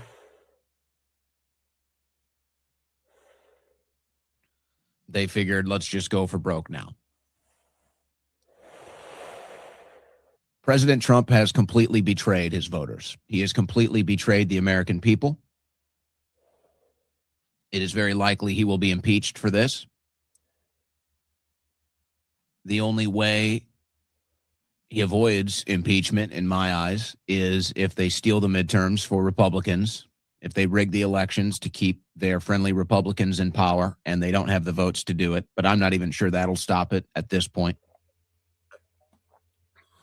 And of course, I suppose it's worth mentioning in the backdrop of all of this being the Epstein files and how that blackmail operation, honeypot operation, and spy operation was used. Come on, man. This to is a influence coincidence. This like policy conspiracy in the man. West. What do you, some kind of crazy conspiracy theorist panic in? This is a regime change war. I don't know how long it'll last.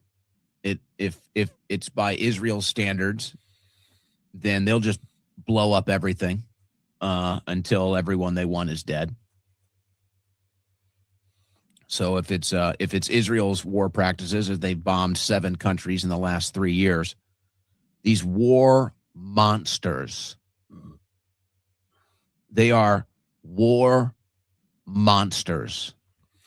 Israel is literally, and their act of they pretend Hitler being the victim all the time, and the act of being little old me all the time. It's they over. run the fucking media. The whole world sees Israel I for don't what know it is. exactly who he was or what. For the first time in being controlled by the people. The history of Gallup polls. But I will tell you, they released this poll.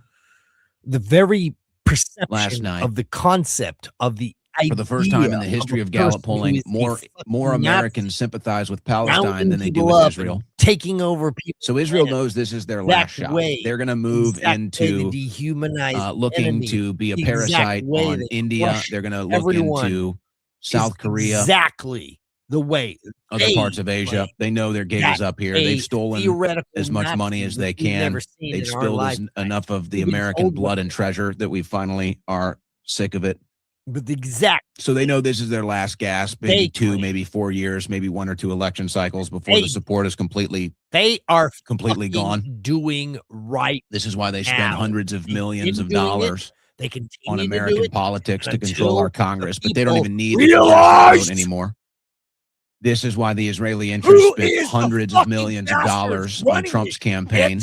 And now have forced him to do this. You will fucking know. This is also why the Epstein files were being slowly leaked out before going on with this shit. The Epstein Transparency Act was even passed through the media. They were dripping Epstein files to pressure Trump into striking Iran. My guess is they got something. And they're probably controlling the DOJ, maybe the FBI as well. And that's why we haven't even seen half the Epstein files, maybe not even a quarter of the Epstein files. That's why they're in the process of redacting everybody in this administration that's in the Epstein files. Goddamn war. That's why they have removed many of the Epstein files that have Trump's name in them in the last couple of weeks. It was fucking obvious. It's never been more obvious why our foreign policy is so corrupt. One fucking thought at a time. And this regime change war and the total betrayal of President Trump is the final proof to their fucking bullshit, pretending that this somehow this is in our fucking best interest when we know that it has nothing to do with what we want. What's unfortunate for the American people is the world is once again going to look at us like they look at Israel. In fact, if you want to know why, you always hear this about, Muslims hate America or Iran hates America. Folks, that's only because America protects Israel. If America didn't protect the evil that comes out of Israel, if America didn't protect Israel from the justice that the world would inflict upon them for all the evil things they've done over the years, then the world wouldn't hate America. The world would love America. They'd love America. They'd mimic America. But because we've allied with Israel, because we've let the monsters buy our politicians, buy our media, yes, the world hates us now. You can thank Israel for that. And here we go again. And this is just another act in the play, maybe the final act. And so now the American people, that 80% of them are against this, 80% of them don't want this. And by the way, just so you have a full understanding here, the only reason why these other countries, the neighboring countries that Israel bombs forever, Israel's bombed all of their neighbors. The only reason why they don't fight Israel is because we give them hundreds of billions of dollars in foreign aid. We literally pay them off. So we pay off their neighbors not to go to war with Israel, or we use our military to go after Israel's enemies.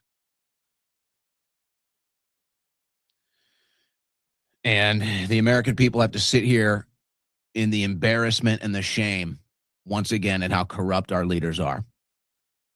The American people have to sit here and watch the opinion of the world view us more negatively because of this.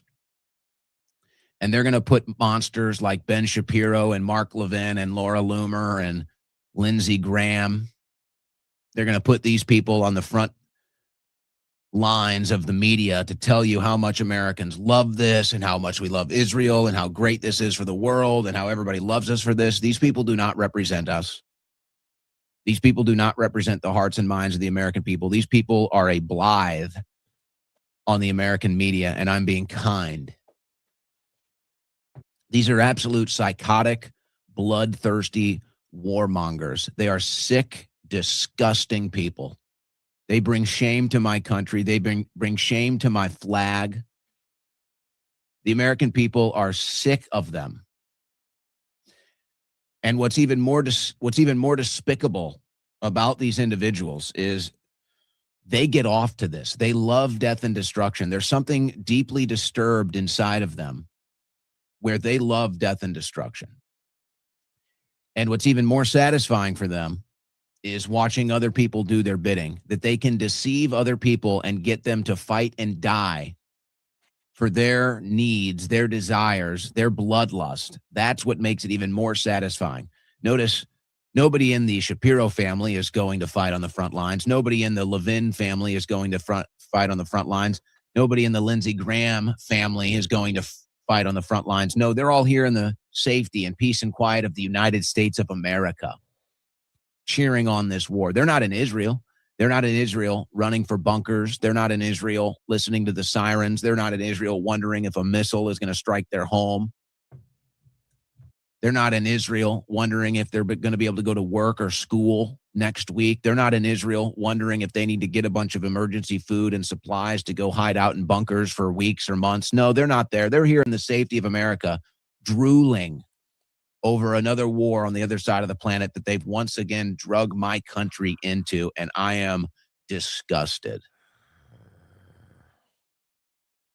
And I just hope the world, for whatever it's worth, however this message can get out, if it can reach all corners of the earth, just know this: the American people are sickened by this. We're sickened by our politicians. We're sickened by our media.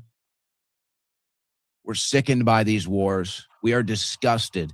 This does not represent our people. This does not represent our flag. We have a corrupt government. We have an occupied government. We have a co-opted military that I think, quite frankly, is sick of this too. And this is total betrayal. And what are we going to do? This is absolute and total betrayal from Donald Trump. This might be the greatest betrayal I've ever seen in American politics.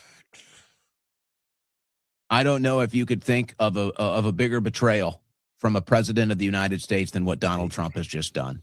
What is it going to take? What is it going to take? And I was hoping, COVID would have been when they good. first came out and they said, oh, Israel preemptive strikes, I was hoping that meant that Israel did this on their own and that this was Netanyahu trying to drag America into this war as the... At what point? I mean, what is it going to take, guys? COVID. They shut the entire planet down. They forced injected you. They stole the election. They poison your food. They cut your children's genitals off.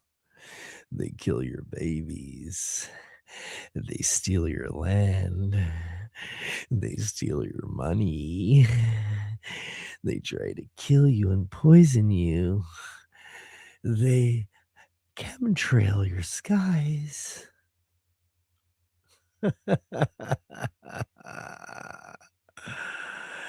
I personally thought COVID would have been a good plan because we could have just turned around and said, hey, these guys shut down all our businesses. These guys tried to enslave us. They tried to lock us in our houses. They tried to tell us we can't breathe air. We had a Second Amendment. We called upon it. But no. Well, they can't do that in America because we had the Second Amendment, and if they try that here in America, we ain't gonna stand for that. Are you sure about that? Are you sure about that? I mean, you're going to get your gun? You're going to take on the government? I mean, you had your chance, like January 6th or like when they stole the election or when they shut down the world, like, I mean, if you're going to use that Second Amendment, you done would have used it by now, wouldn't you? So they got it figured out. They know if they can just keep you right on the edge. So they use their algorithm and they put you right on the edge. They can actually tell how pissed off the people are. And they're going to bring you right to the edge. And if people get too pissed off, they'll just create an event and then they'll drop it right back down. Or sometimes they might even just be like, hey, throw them a bone, man. Like tell them like gasoline's down or like the dollar's up or something, man. Or tell them like, wow, we got a victory. Like people are going to jail or no, they ain't don't do that, man. Notice how that's not on the table, man. They can increase the price of your gas or they can lower it. They can put it up. They can put it down, man. They can bet that your tariffs are going to be, prove unconstitutional, make money off that. I mean, ask Nancy Pelosi, man. She'll tell you. She knows exactly. Ask George Soros. That's funny because a lot of the things is that, I noticed this now. I started trying to crystallize an idea. The idea is, I thought about this before because I was like, why... like George Soros bet on the pound falling. And if you look into the history of the, not the Rockefellers, the Rothschilds, apparently, supposedly, they made their money from, what I say, correct me if I'm wrong, but look this up. Because Alex Jones talks about it all the time. I believe it's the Rothschilds. So during the Napoleonic War, they had an ability to send a message to the stock exchange in London. And they said it was something like Napoleon won. And so it crashed the stock market. And they knew it wasn't true. So they basically shorted it or longed it or whatever it was. And when the stock market completely crashed, they bought it all. And then the real news came through that Napoleon was defeated, and then the stock market went up. So they controlled that concept. They controlled your perception of what's happening. And where I was getting with it is it's like they bet on losing. Why is it that all the people that are making so much money aren't betting on winning? They're betting on losing. For example, George Soros, the pound. For example, Lutnick bet that the tariffs would be proven unconstitutional and just happened to make trillions of dollars on that.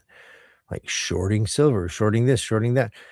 Like you're betting on something failing. Like I'm not exactly sure how finance works, but is there a way that we can stop people betting on things that are Like, I'm betting shit goes bad. I don't know. Maybe it's not possible. But I will say betting shit goes bad. Like, so you're putting your energy, you're putting your concept into, and then so there becomes a vested interest in things going shit.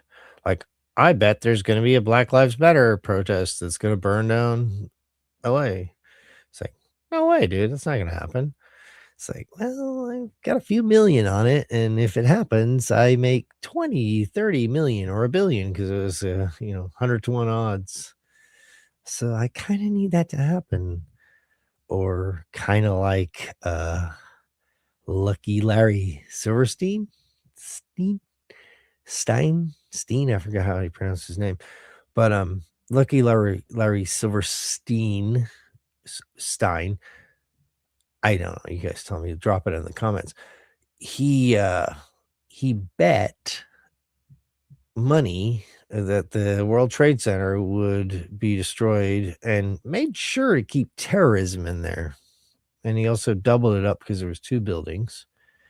He just so happened to make hundreds of millions of dollars, lots of money back in the day off betting.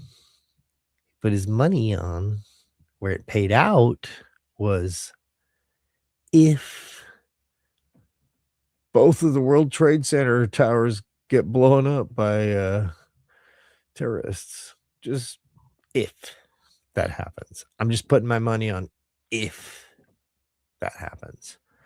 And George Soros is just putting his money on if the pound collapses, And people put their money on if we're going to war.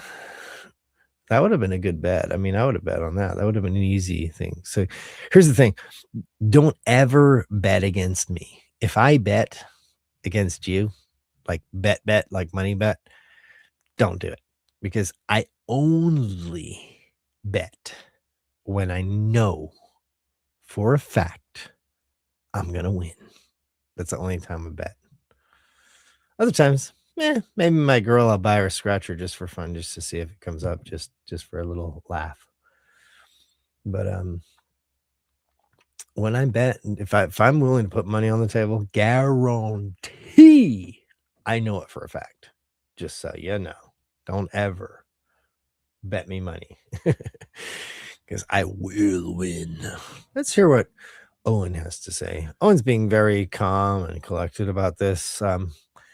I'm not feeling very calm and collected. I mean, like I said, I was trying to have fun. I was trying to just like play some music, be drunk, look at some videos. And then my friend called and he was like being a big fucking freak.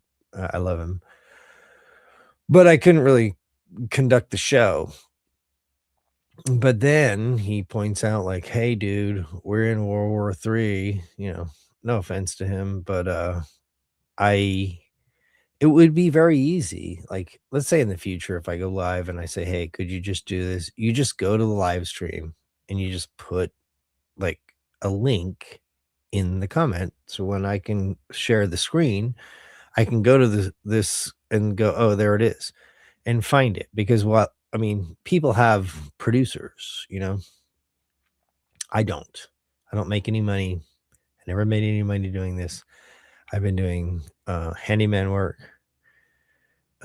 just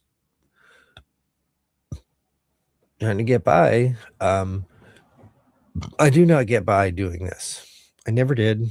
I wasn't capable of it because I didn't want to sell things constantly, and I don't want to be on. And recently, especially, Ryan Matta, I love him. He's great, but at the same time, as much as he's killing it, certain people, like, you get to a point where even if you are crushing it and even if you are doing this, it's like at a certain point, I'm like, I am being controlled by the algorithm, right? So even if you're right or you're wrong on the next thing that occurs, right? So for example, anything that's newsworthy Ryan Matta will make a video about it and he will post it, and he's a fucking badass, and it's no diss on him, but he has to weigh in on everything. And we know that a lot of the things that are in the news are actually things that are created for us to trip on in the first place, right? So with that in mind, when you know that the government is running a lot of shit, when you listen to the Epstein emails and you start realizing like they were talking about COVID. They were talking about Bitcoin. Oh, they were talking about war with Iran. Oh, they were talking, and not just talking about it. They're just like, hey, did you get that done? You're like, or how's the pandemic thing coming along? Are we gonna do this or what? Like, let's go, fuck yeah. Like, that's a lot, dude. And like when you realize that much, and like 9/11, the Gulf of Tonkin, and weapons of mass destruction, and all these different things, and all the conspiracy theorists from the JFK assassination, and this and that. It's like every one of these things, even if you doubt it, which I do, I doubt. Anything happens, I just doubt it on general principle. I doubt it. I'm not saying it didn't happen. I'm just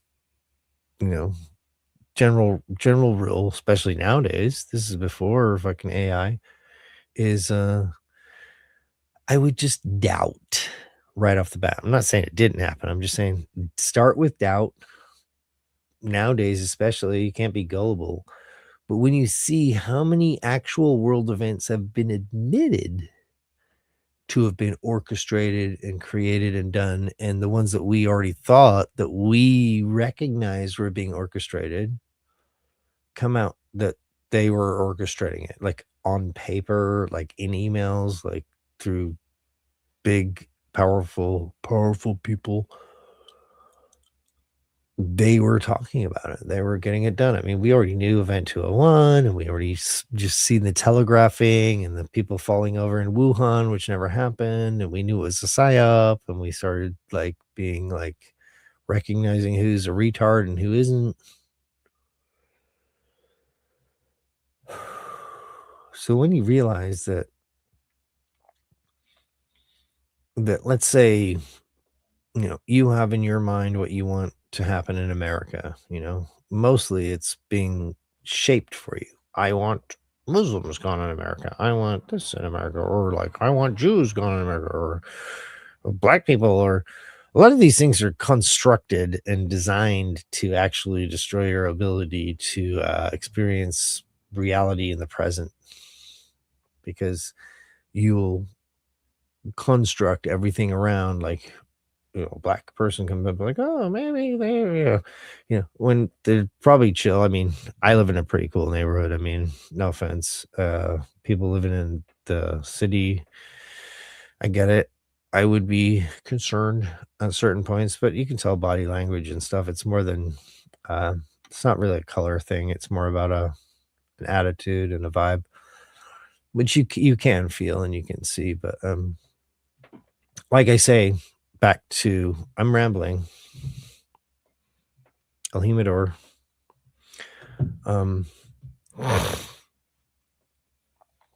The concept is that Ryan Matta, no matter what it is, if they say we want everybody tomorrow talking about whether it's cooler or not to be a fat lesbian at the Super Bowl, it's like, put a fat lesbian at the Super Bowl, and then everyone's gonna have to talk about it, and so you come like, I don't like fat lesbians at the Super Bowl, and they're like, why don't you like fat lesbians at the Super Bowl? And then you're like, well, I think maybe it could be okay to have a fat lesbian at the Super Bowl, but I think in general principle, I mean, as long as it's a lesbian, but maybe not a tranny. And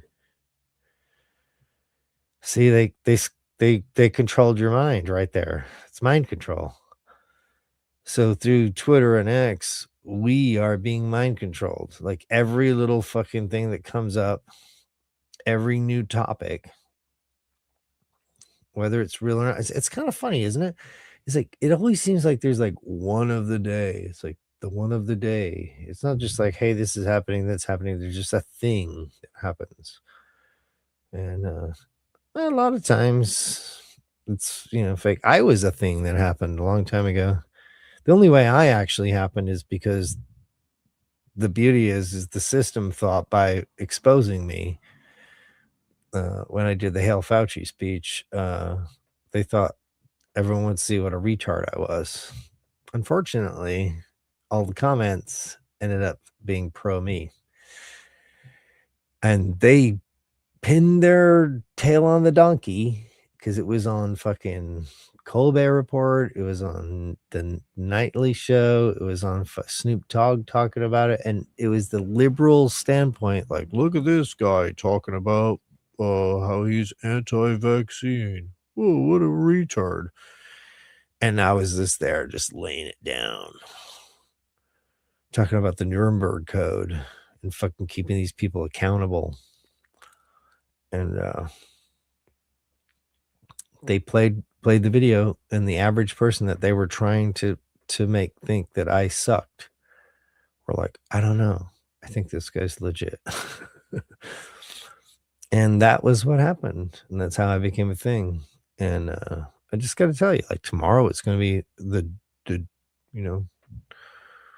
they'll release, there's a new picture that the NASA released of an alien.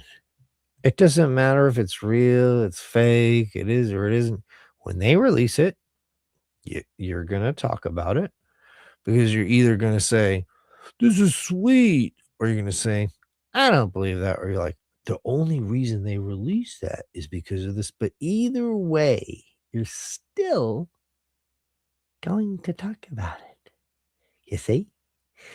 So they inject a concept and an idea into the mind of the people on a daily basis. And it's always something every day. Some things go on for several days. But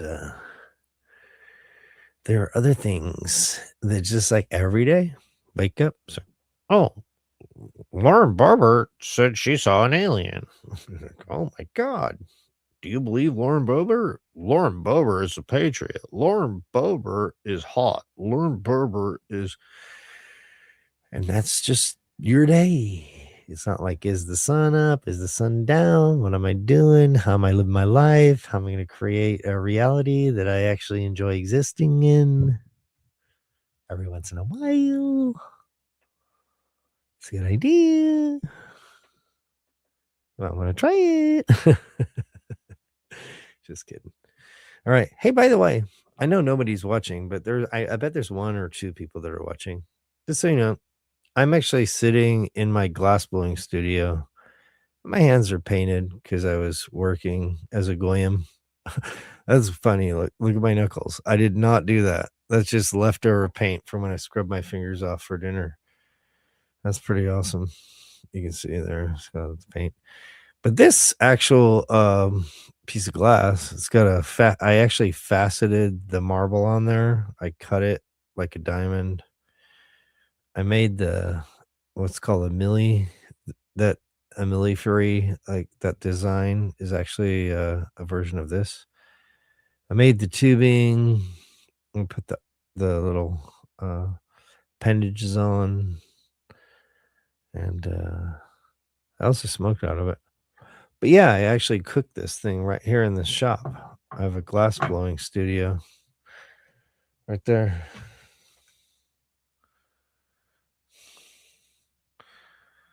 It's like glass studio. It's a Shirley Kirk poster back there somewhere.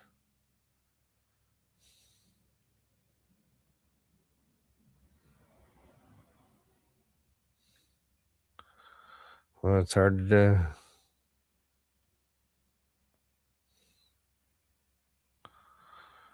Well, I'm getting high.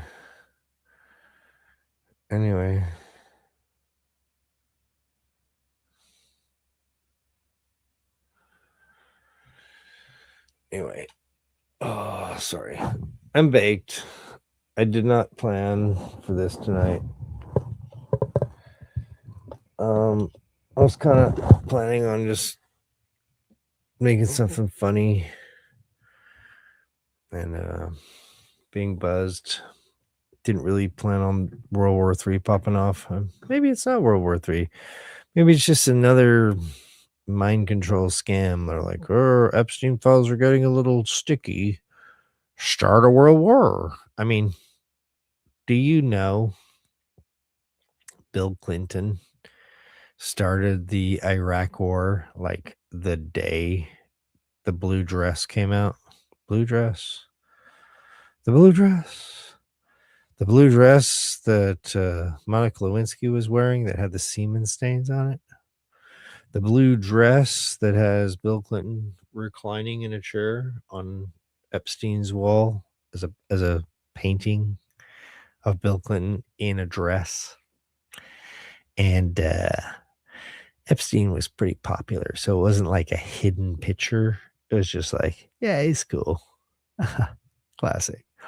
Because, I mean, I would think that might get back to, oh, Bill might have a problem like, man, why have you got me in a dress? I don't want to be on a dress, man. What are you doing, man? Come on, man. I did not have sex with that woman, Monica Lewinsky.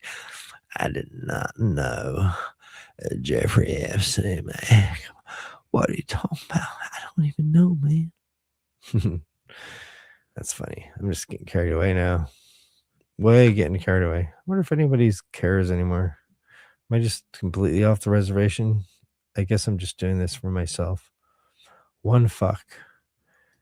Answer. I'm pretty sure everyone's tuned out by now. I mean, good on you. You're smart to tune out. But actually, I think there are a few people, one or two people, that are still here. You're still here with me. I'm sorry. Like, I've been drinking. I fell off the wagon, El Humidor. I've been smoking weed. I just decided to come out because I've been literally sick of X. Like I was saying before, I'm sick of like responding to everything. Like I have to respond to everything. Like if I'm like, I'm famous, I'm Matt Baker, I'm trying to get my algorithm up. Like the only way to get my algorithm up is A, stop fucking calling out Elon or Jews, and B, respond to every viral topic every day. Because if you are in the mix, if you are, I mean, anyone, Alex Jones, Dom Lucre, I get it. I do the same thing. But I mean, don't you see how like you become trapped by the algorithm that you literally, if the story is,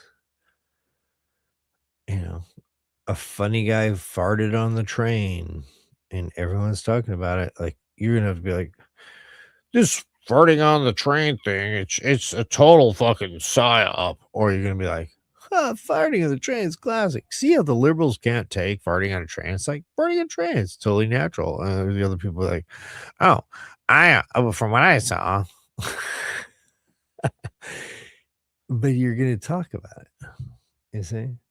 And they control you in that sense. And so the Overton window, I was always under the mindset that it was like all topics had a top and a bottom, which for me, I think that is true. Like,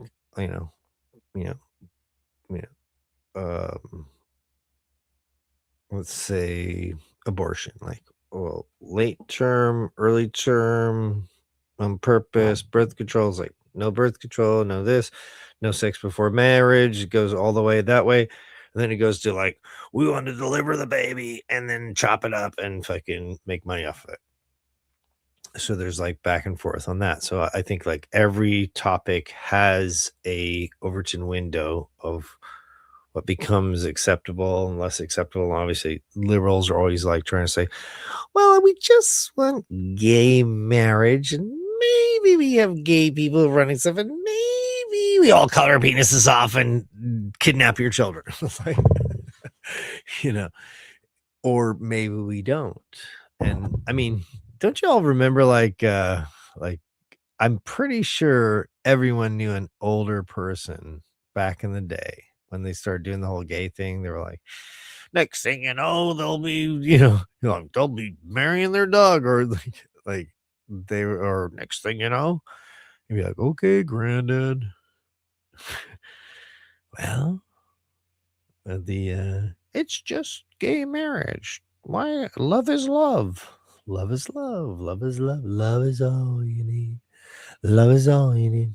I'm going to create a drug. You ever see these drug commercials? They always start with a Z and a Y. I was like, Zizixel or Zizarbi. If you are taking Zizarbi, don't take Zizarbi if you're allergic to Zizarbi. And don't take Zizarbi if you're already taking Zizarbi or Zizol in conjunction with Zizol. Do not take Zizarbi. So I hereby own the rights to Zol You Need, because then you can play it for like the aging people that love the Beatles, and you can say, love is all you need. Love is all you need. And it covers all the bases like Z's and Y's, and it's a word that doesn't exist. Is all you need. It's all you need. Love is all you need. Love is all you need. Love is all you need. Love is all you need. All right. If there's 3 people here, if there's 2 people here, I still appreciate you. Are you there? Are you still there? Drop a comment. I'm hammered. I'm sorry. I wasn't expecting this. I should have went to bed quite a while ago. I was I was praying with the guy that I was working for today. I was like painting his house. His mom ended up in the hospital because she couldn't feel her legs, and he was afraid she was going to be paralyzed. And we were like literally on our knees praying. It's pretty intense. And I'm not like super religious, but I kind of feel like it was part of my knowledge, because my wife is so in the hospital all the time, that I had like a really good knowledge of what might be going on. So I was like, I think it's probably like a hematoma or something, because she didn't get paralyzed right away. She got paralyzed, the next day, that maybe it's a swelling.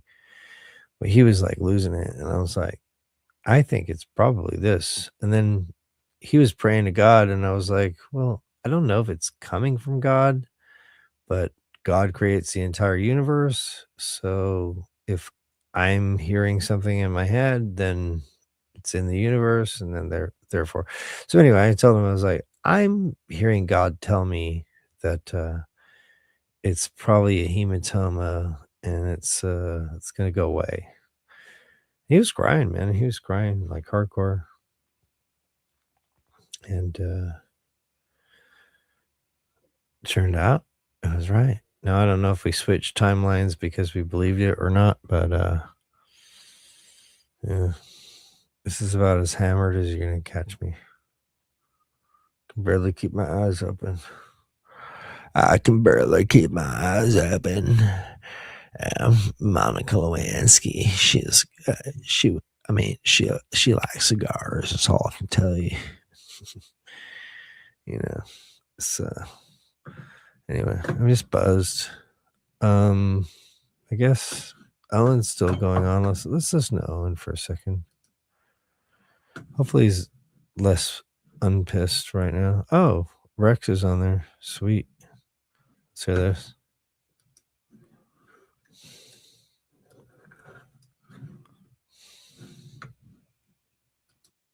Somehow that's okay, and that's liberal, and that's the secular democracy in the region. And somehow Iran, because they make the woman wear the hijab or they bonk her on the head, somehow we can't allow that. One of these nations has nuclear warheads and has threatened to use them multiple times.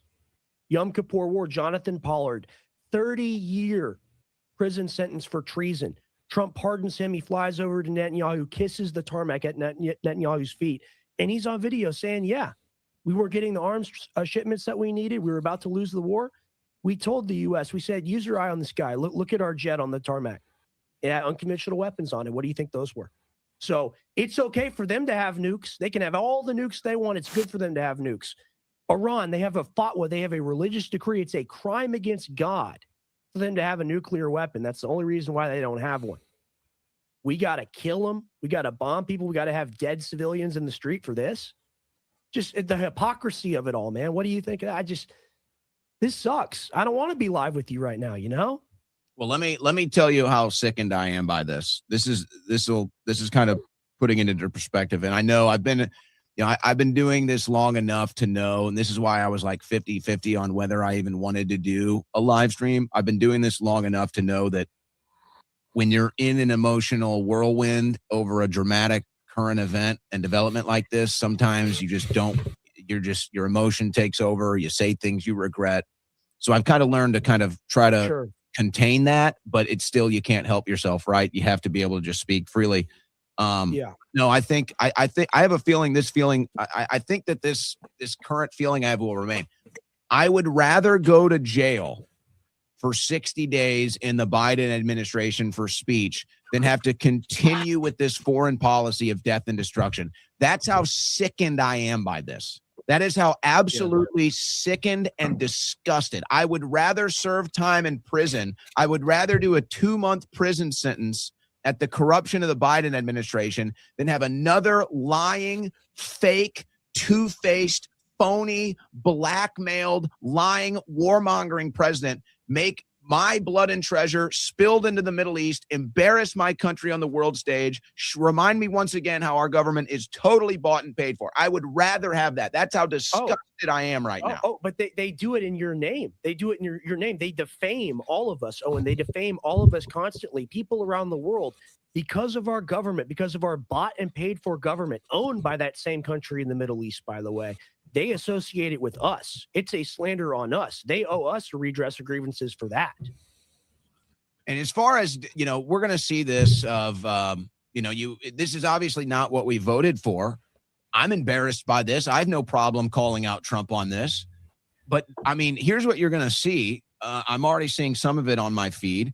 You're going to see all the different tweets from Trump talking about what a disaster the Middle East is. You're going to see all the criticism that Trump offered of the Bush administration, Jeb Bush, Barack Obama. Trump was all up and down against the involvement in the Middle East. Trump was all up and down against our troops in the Middle East and all of it. He was always against that. And now all of a sudden he's for it. So no, this is not what we voted for. This is not even what Trump ever stood for. Sorry about this that. is total It's the betrayal. opposite. It's not even that. It's the complete polar opposite. Everything he promised. He's supposed to be the peace president.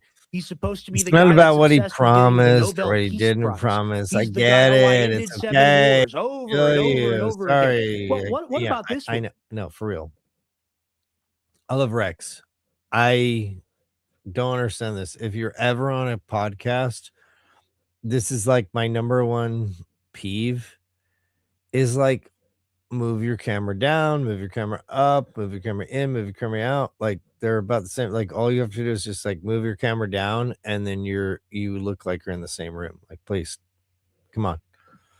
But again, so I don't want to get too worked up.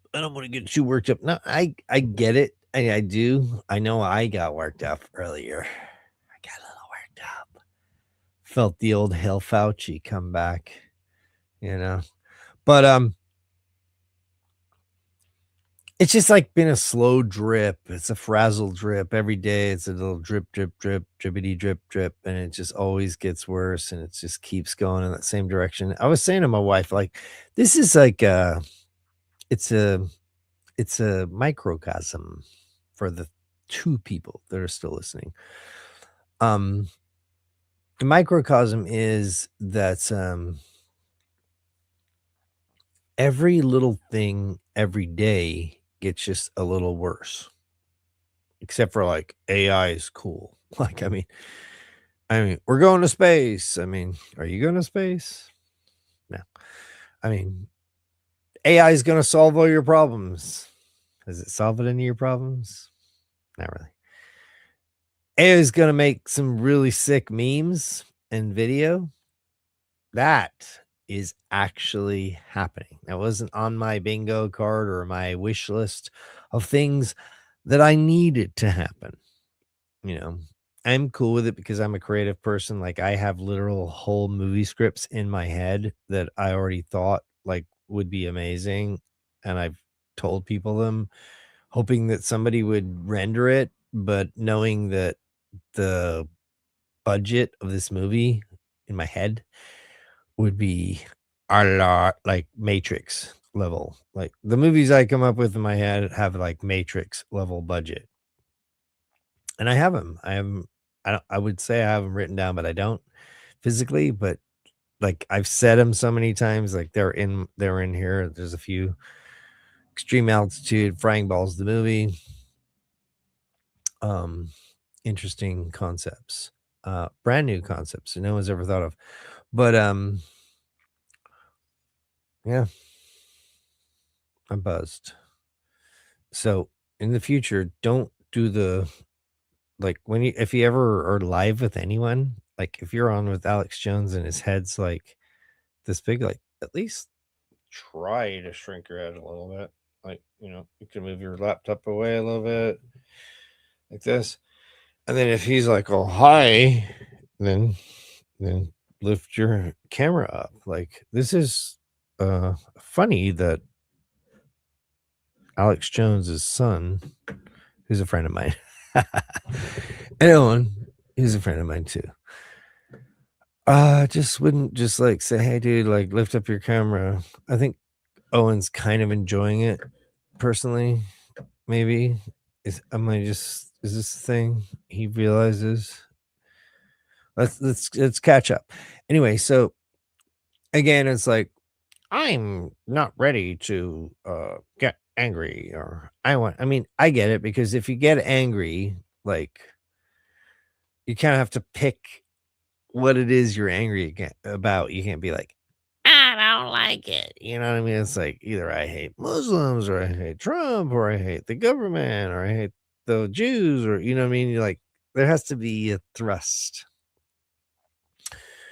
So I see what he's saying is like, you don't want to, like I said, there can be like a story. Like, the story is America and Israel have attacked Iran.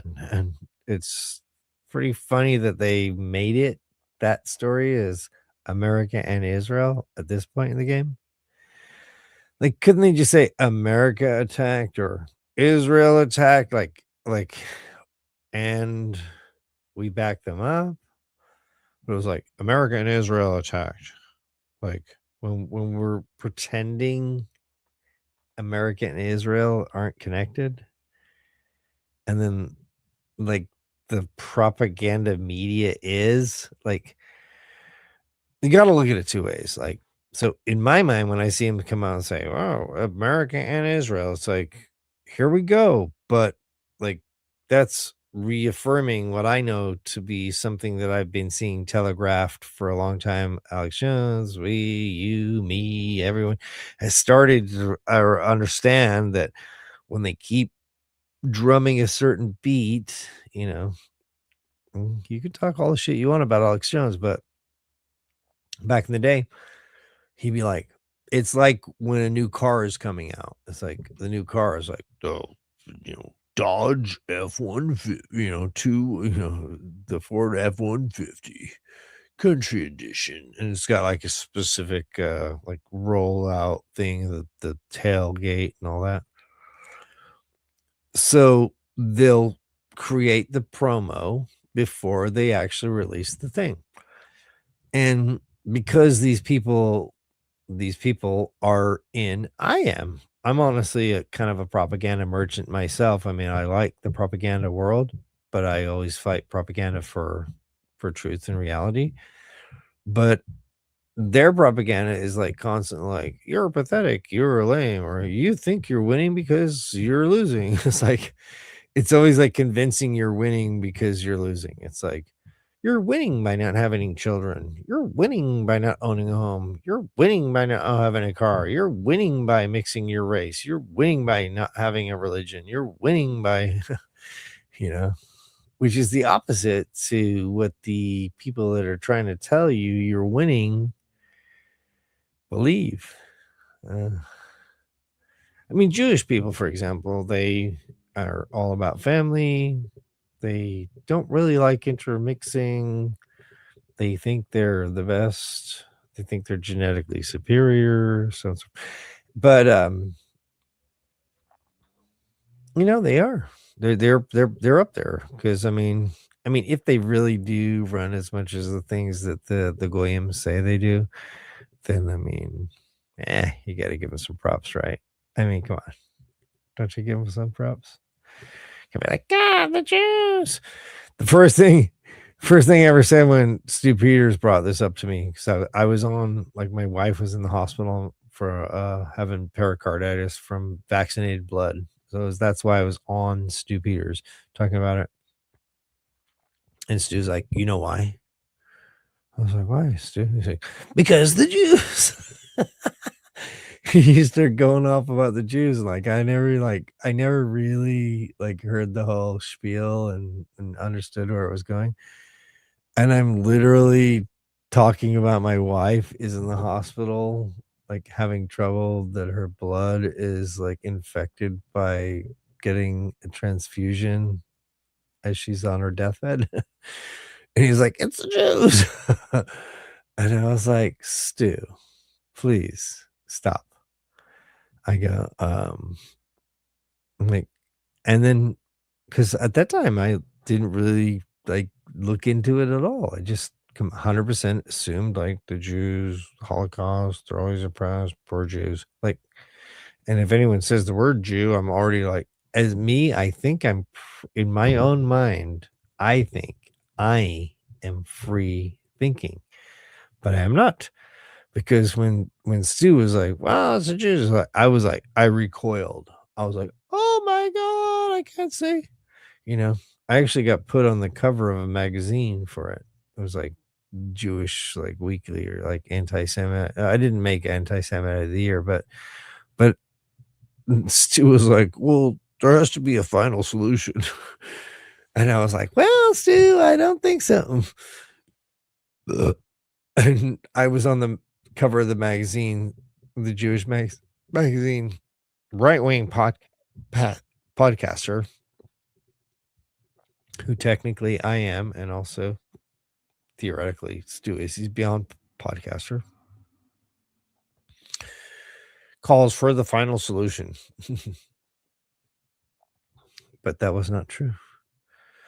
But anyway, now you're thinking about it, and you could have been thinking about the table. You could have been thinking about the shot glass. You could have been thinking about the universe. You could have been thinking about gravity. You could have been thinking about sound. You could have been thinking about your girlfriend's pussy. You could be thinking about what you're going to do tomorrow. You could be thinking about whether your job is actually going to take you where you want to go. You could be thinking about how, even though your job is pathetic, it's super awesome because you kind of constantly complete a task. You could be thinking about if it's important to complete tasks. You could be realizing that it is important to complete tasks. You could be completely drunk and just rambling on like a complete lunatic. It's possible. That could happen. That could happen to you. You could become a total lunatic, just drinking and talking to no one and just rambling on. It's possible. This can happen. This can happen to you. It could happen. It's probably not going to happen to you, but I mean, if you're watching, then it might. I know there's one person watching right now. I honestly don't even care. Before there was a few hundred, and I kind of just shed them all. It doesn't even matter because I know as long as one person is really understanding it, and what I mean understanding it is we're just really looking at the control grid. We're really looking at fucking Morpheus. Whoa, bro. We're really looking at being Morpheus. We're really looking at the, like I say, the Overton window. This is, I'm too buzzed to explain it, but the Overton window, like I was saying earlier, is something that I thought was like, is it hot or cold right now? It's like, I think it's medium. My girls thinks it's cold. As other people is hot. And in between there is like reality, and then it's like, is Bitcoin going to win? Is Bitcoin going to lose? Like there's somewhere, I don't think so because of this, that. I think it could because, but maybe not this high. I think it's total ditch. Somewhere in between there's that synthesis of reality of the up and the down and the Overton window of what is acceptable and what's not acceptable. I really think this is key for any one human being. 6, 7. Oh, there's 572 people. That's cool. I think that it's beyond, is it bright or dark, or is it left or is it right? It's about, are you talking about the volleyball team has a tranny on it? Like that's the message. And they put it out there. And then every single fucking person that we know, that we look up to, maybe, I mean, not me, but like numbers, like, oh, Dom Lucre or, Ian Carroll or whoever, they respond to every single piece of stimuli that is dropped into their pond. I mean, I just started thinking, in this world, it's probably not a good idea, but I started thinking, like, what if I just don't pay attention to every single fucking thing that is thrown into my cerebral cortex? What if every time I turn my phone on, it's like, oh, did you know 7 midgets fucking got killed because they were black lesbian midgets? Like, black lesbian midgets? It's one thing. I like midgets. Midgets are cool. Black lesbian midgets. See, now that's where I start drawing the line. I think lesbian midgets are pretty cool, and black people and midgets, lesbian midgets, that's okay. Black lesbian midget, it's just going a little far, So that's the Overton window that they want you to live in. The non-Overton window is to just like create topics outside the topic. It's like, should we be right? Should we be left? Should we be white? Should we be black? Should we be this? Should we be? Is there global warming? Is there not? It's like, let's try to come up with topics that everyone agrees with. I mean, I think the whole Epstein thing is something everybody agrees with, which is a good unifier. However, they pretty much put it front and center, which means that they completely are wanting you to talk about it. There's no universe where they're just accidentally getting caught up in talking about the thing they never want to talk about. I mean, a little bit, maybe, but not really. Just not really happening. So, Prince Philip, Donald Trump, Iraq, Iran, it's all curated to get you to, instead of thinking about, should I fix my garage? Should I start blowing glass again? Should I take my wife or girlfriend to the movies or on a trip? No, you need to think about whether or not black lesbian clowns are allowed or should be able to ride unicycles down Newport Street.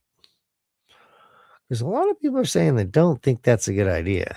But I mean, I think, hey, First Amendment, you know. So I'm not saying I agree with it, but I do think that it's something. See, you're trapped now in this dumb story. You know, any story. But I don't know why I keep doing it. I'm just gonna keep doing it. Ryan Matta, I love you. But Ryan Matta, no offense, is a victim of this. He literally cannot let anything that pops up on social media go by without weighing in on it. He's got to weigh in. And so I get to a certain point. Luckily, I never made any money at this. So I was just like, well, I'm not making any money at it. So why don't I just go back to work? I mean, if people wanted to fight, like, you know, I'll get with you when you do. But in the meantime, you know, I can rally the troops, you know, I can, but at some point I'm just like, I'm not making any money. No one has ever sponsored me. And all the work I've done, like 10 years in the game, not a single, like Alex Jones had me on the show, never paid me. Man, I never got a dollar from these people. But it's all good. I love Alex Jones, but point being is I'm drunk, number one. But I do think the point I'm trying to make is this concept of the Overton window not being left and right or up and down or anything. It's like the concept that there's an infinite number of windows your mind could be in. You could be thinking about, should we, you know, fund fusion reactors on the moon, or should we not? Like, that's something we could argue about, you know. But they decide what you argue about. It's not so much as like how far you want to abort a baby or have mandatory children. Like, it's not about that. It's about, that's the conversation. Let's keep it trapped. Talk about, you know, babies and procreation. Don't think about, like, should we have nuclear power, or should we go to the moon, or are we on a flat earth, or it doesn't, it's just all based on, we create a story in the morning, you wake up, you realize it's going viral, and then you have to weigh in on it. Otherwise, you're irrelevant. And your channel becomes pathetic, and you can't fucking deal with the reality that, you know, look at my channel. Like I say, 170,000 followers. I post videos, sometimes 0 comments. I mean, if I was to say one word in a crowd full of 170,000 people, I'm pretty sure there might be a conversation. Maybe the people that came to the show to be in the crowd of the 170,000 people that decided to come to my channel. Maybe, you know, you might want to know what's going on. Anyway, I'm buzzed. I should log off, or we'll go back to Owen. Let's go back to Owen and Rex.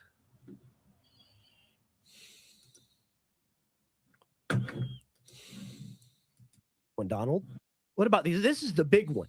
This isn't Armenia, Azerbaijan. This is the big one. Do you think it expands beyond Iran, Israel? Do you think Russia, China, India, Pakistan, BRICS nation, Gulf nation states? What do you think?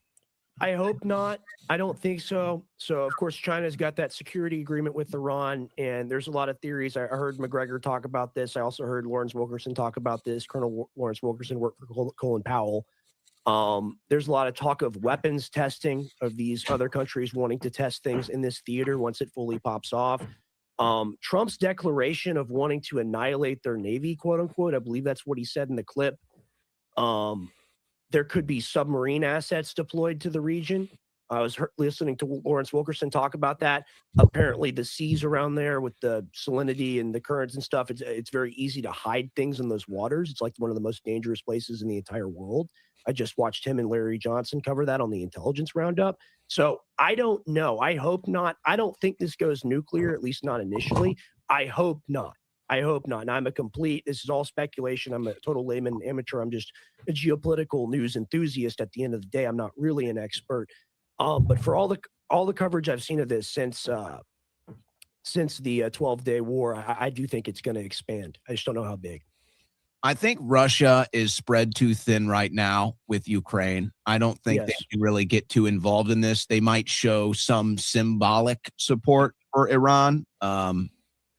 And China, I don't know where China is at. China, they do a good job of keeping their foreign policy pretty close to the chest.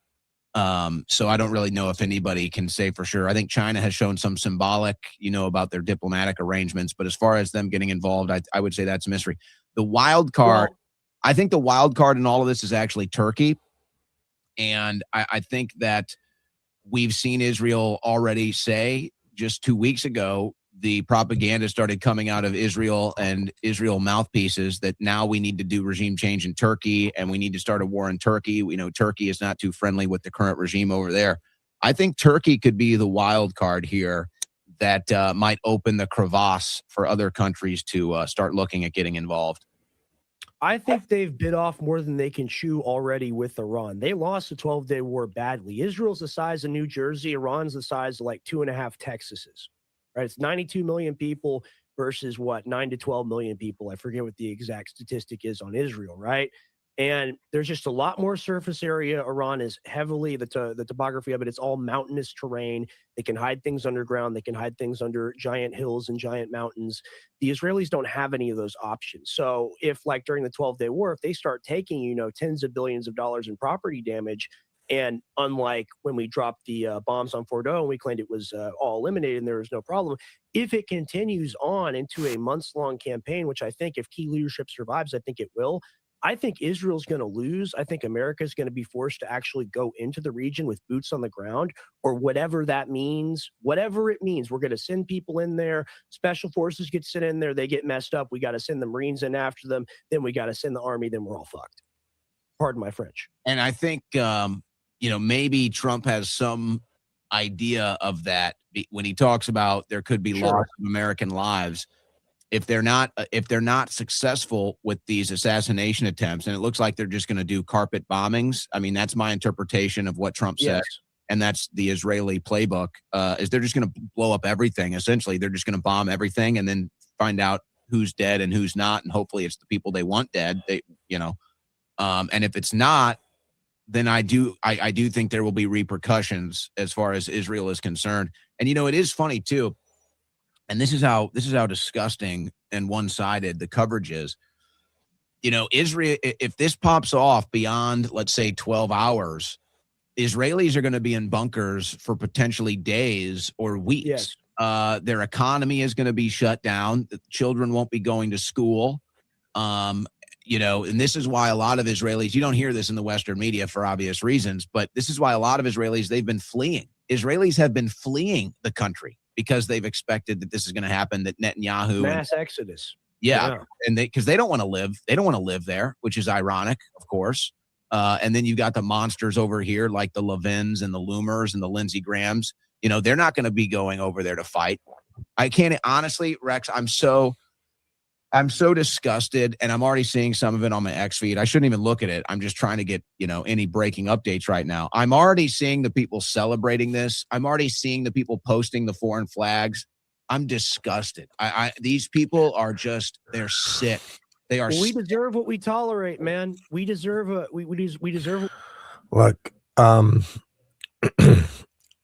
know once bombs start dropping, you become patriotic. It just happens. It's just so they know exactly what they're doing.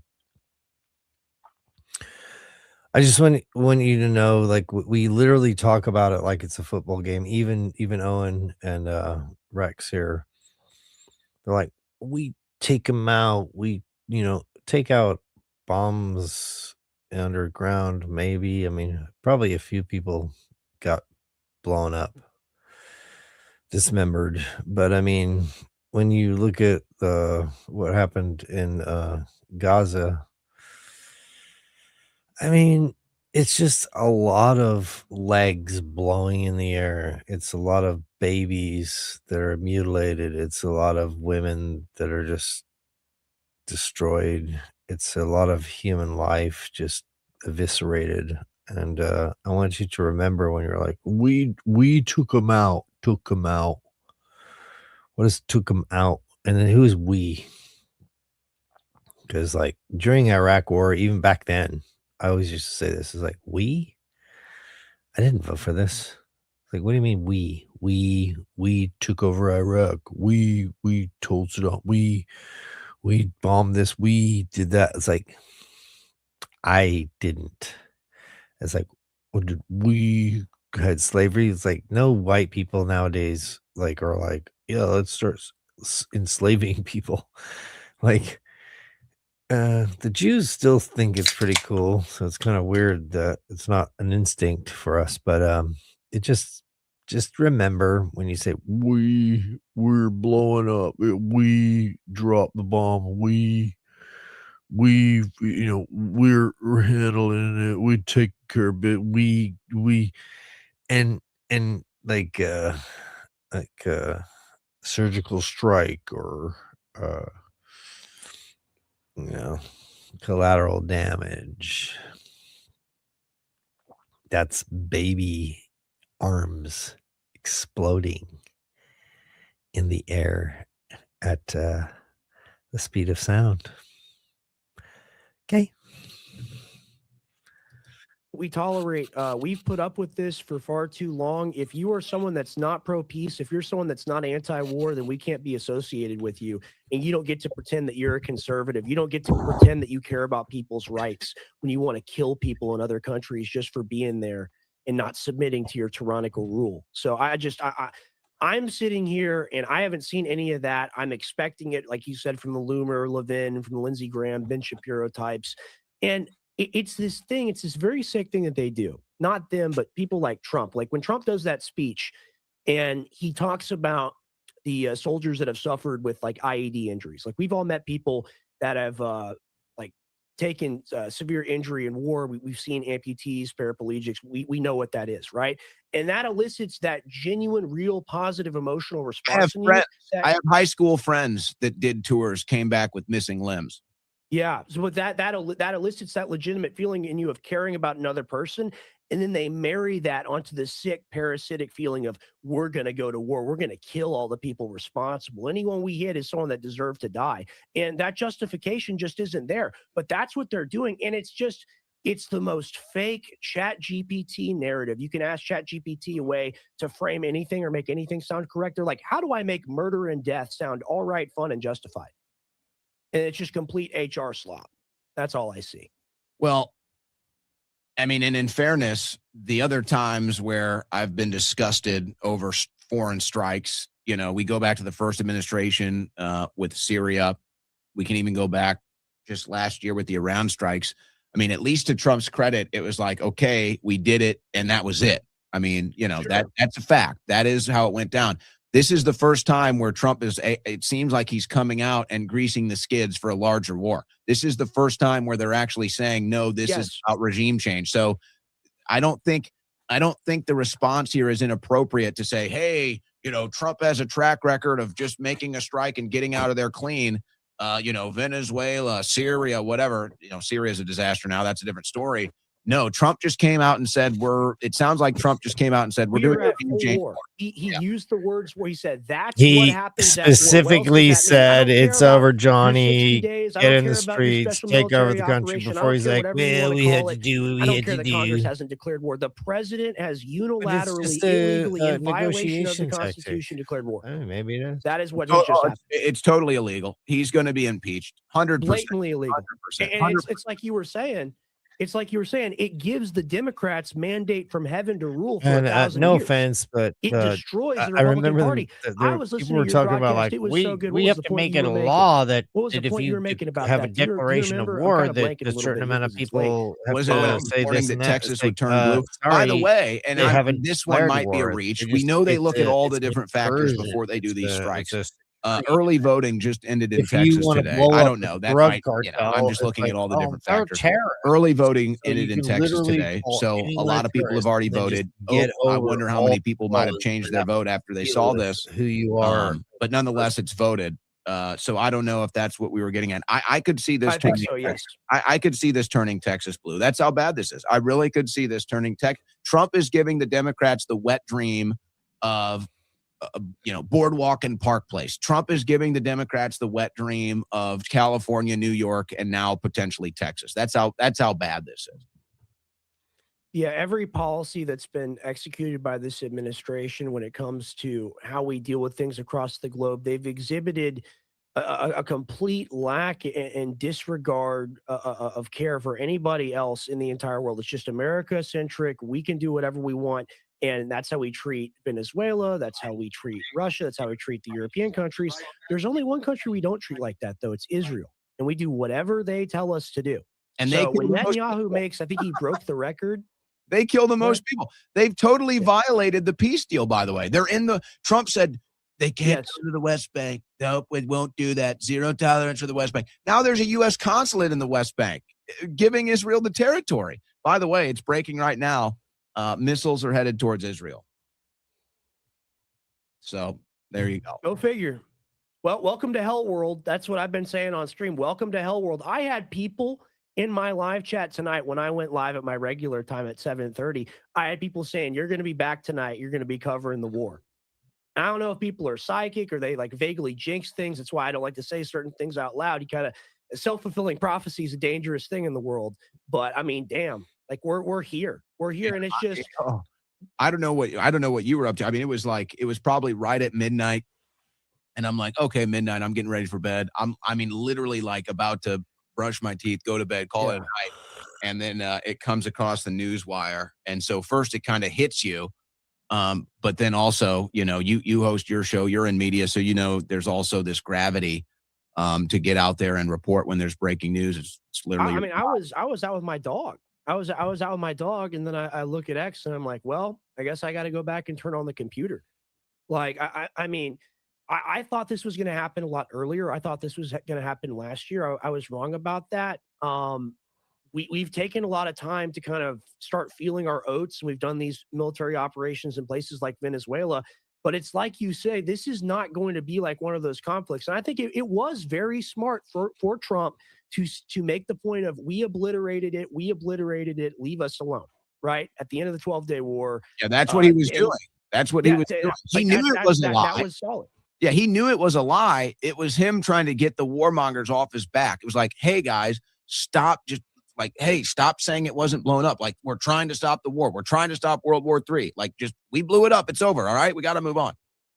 Yeah, but the key departure from that language now, it's, American soldiers are going to die, but that's what happens at war. And it's like you say, it's blatantly illegal. It's anti-constitutional. The president cannot declare war. Only Congress has that ability. But now will be the test. Will the Republicans? I'm sorry, will they like lemmings follow they're him off of basically the giving Trump off of the iceberg? Trump doesn't know. Trump I don't had no think idea. he's going to have like, full-fledged support. Sure, I mean, people obviously, always say, Thomas Trump, Massey like, Alex is, Jones we loves already to know say, where I he's don't going to think stand on Trump this. I think really he's already knows made what's going on. It's like, comments tonight about why did we potential, hire him? illegal war Because here basically he and knew what was impeachment. going on, and now So it's like, the I House don't is think already, Trump knows on a wire what's as far happening as in I think the Israel. Democrats would I only need don't like think 5 Trump Republicans really to gets it. to It's have a like, I'm majority pretty sure. if they were going to look for a That's vote it. in anything, Okay. quite frankly. I wonder. He's either This is the big guess mismeasurement I or think that Trump has made working for politically. And people talk about, Israel. maybe he is a smart politician, but I think he's made a terrible mismeasurement.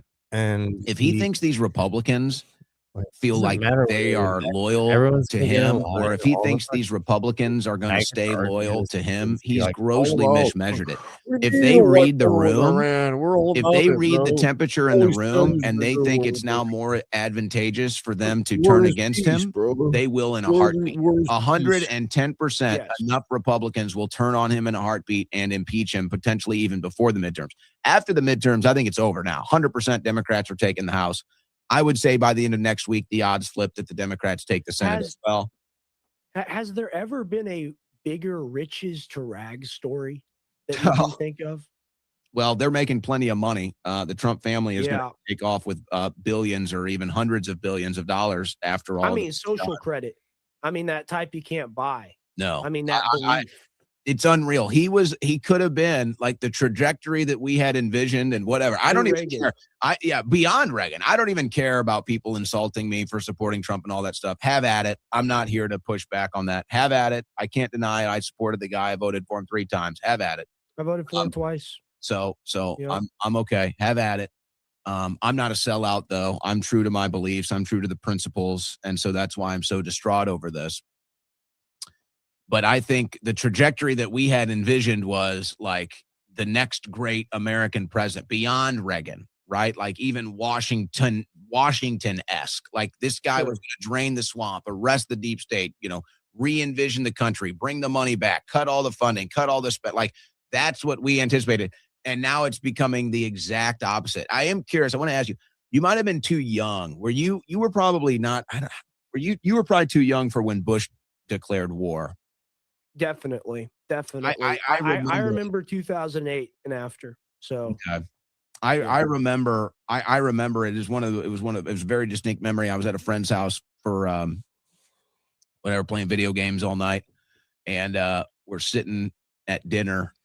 His mom just cooked dinner. We're sitting at the table. Bush comes on and announces war, and we were probably still too young to really comprehend it. I was probably like 11 or 12 or something.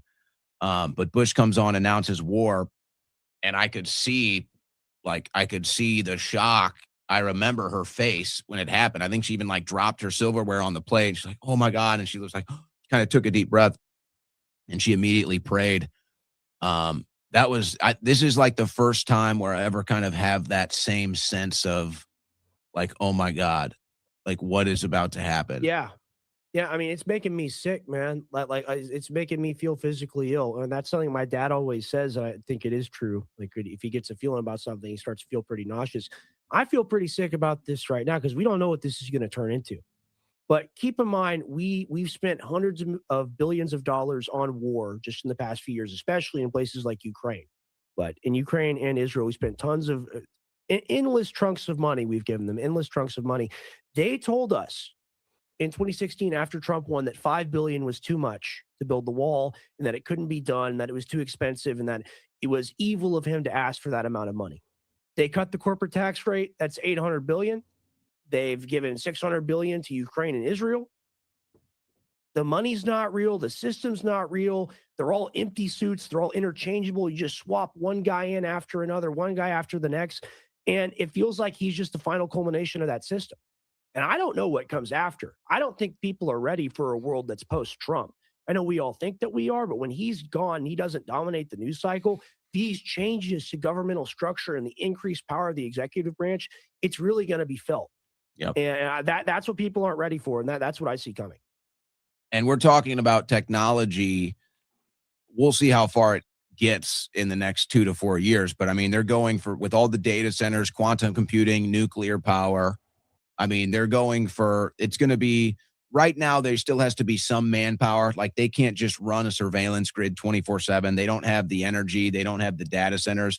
They still have to kind of target it more and maybe even have somebody kind of running it.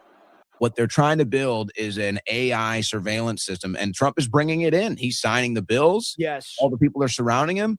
It's going to be it's going to run itself. It's going to run itself, and there'll be words, phrases, whatever. Everything you do will be spied on. Imagine the last administration with that. Imagine the last administration, since people want to make it about the left and right. Imagine the Democrats with that capability to spy on their political opposition and imprison their political opposition. Like that's what we're about to hand to them if this goes the way that it's going right now. And, here's the other thing I'm sick of hearing, because I see a lot of people saying it. And by the way, I don't know. I probably shouldn't even comment on it. Whatever. The warmongers on the right. Here we go. The neocons again. It's nothing new. The Iranians are celebrating. The Iranians. Okay, great. I'm not a fucking Iranian. Like, do I look like a fucking Iranian? Do I look like I am in Iran? Like, do I look like Iran here? Like, what are we doing here? Oh, yay, Iran gets its victory. When does America get a victory? Like, when do I get to celebrate America getting a victory? No, Iran gets a victory. Oh, Israel gets all these countries in Africa get a victory. It's like, when do I get a victory? When does America get a victory? Never. It's just, more blood and treasure all over the world. More blood and treasure, 33% taxes. So I'm just, it's amazing watching all these, right-wing, MAGA people like, oh, what frauds. You guys are such cult members.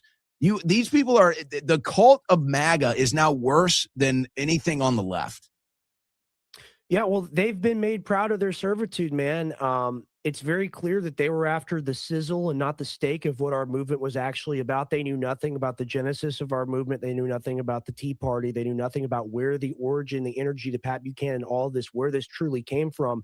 And they saw the MAGA hat. They saw the outfit. They saw the money attached to all of it. They said, hey, I want to be a part of this. I'll sign up to it.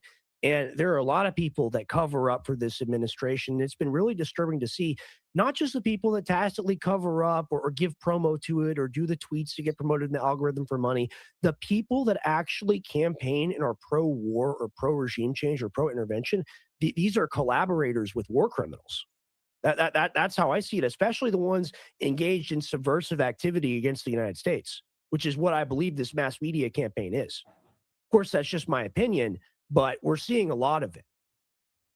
So apparently they're calling this Operation Epic Fury, is what it's what the Department of War just posted. There is now video.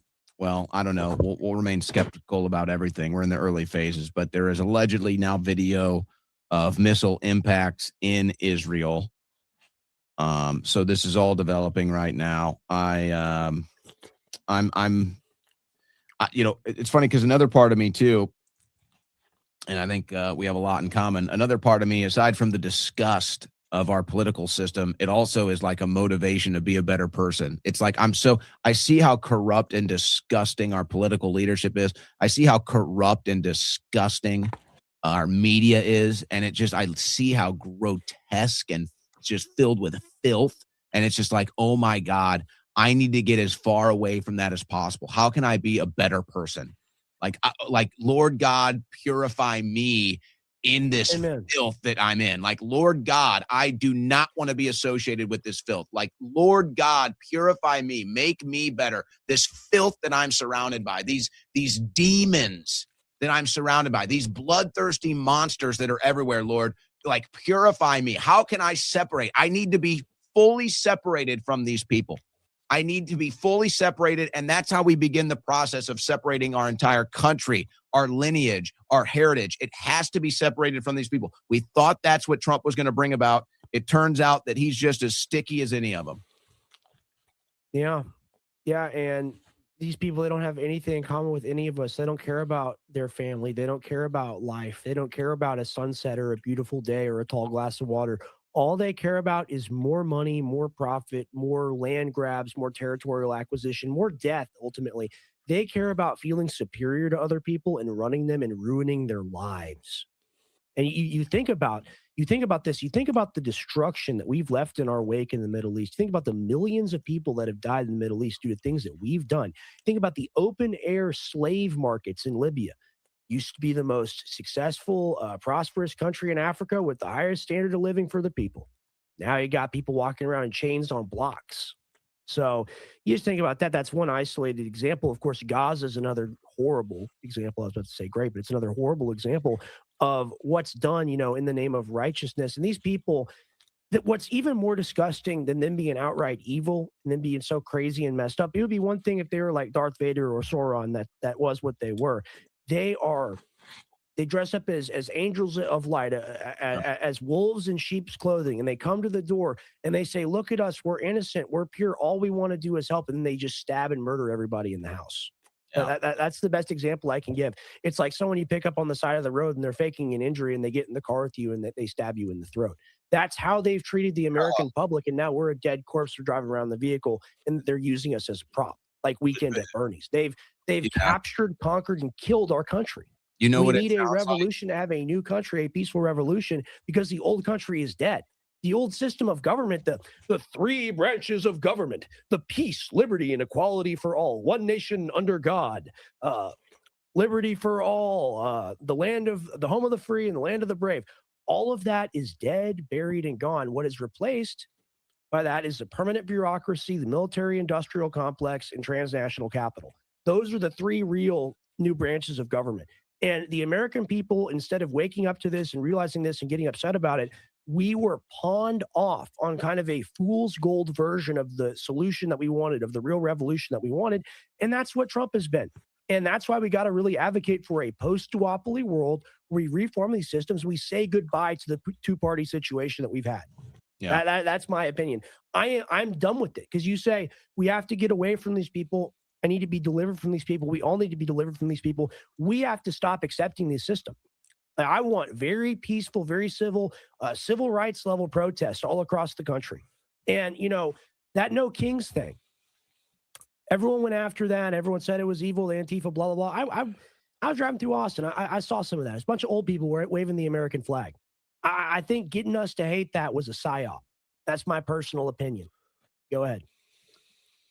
Well, I think the answer is going to be, there's a long time between now and 2030, obviously, but I think the answer is going to have to be like a Massey Kana ticket, where the left and the right are both going to have to make some policy or cultural sacrifices and just say, okay, look, what's behind these Epstein files? We're putting it to an end. We're arresting it. Yes. We're clearing our country. Why is there $1 trillion in waste, fraud, and abuse? We're going all the way with Doge. We're going to make thousands of arrests there too. Why is our foreign policy so disastrous and deadly? And why do we spend $1 trillion?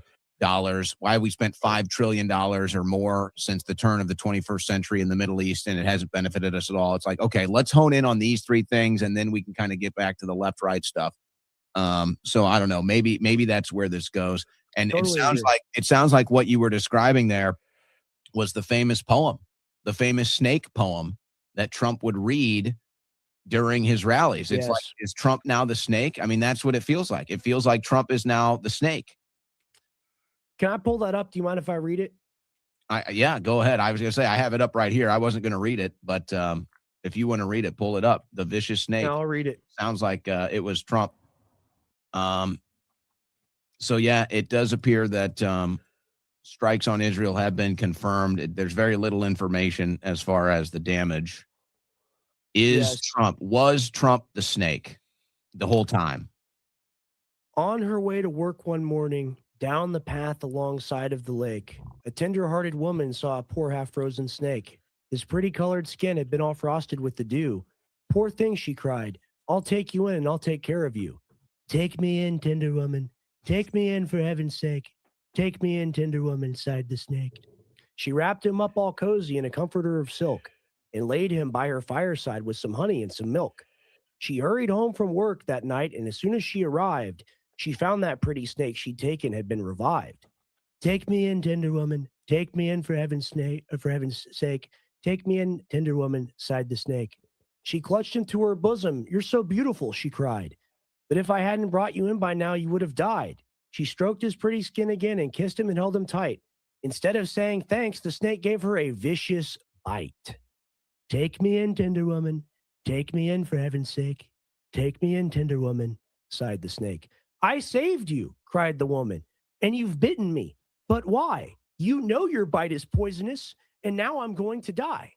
"Oh, shut up, silly woman," said the reptile with a grin.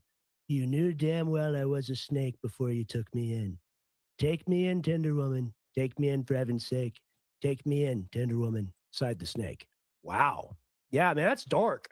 That's dark. You think about it, because he was the person that we trusted, and he was that Pied Piper figure, it appears. Very dark, very sinister stuff there.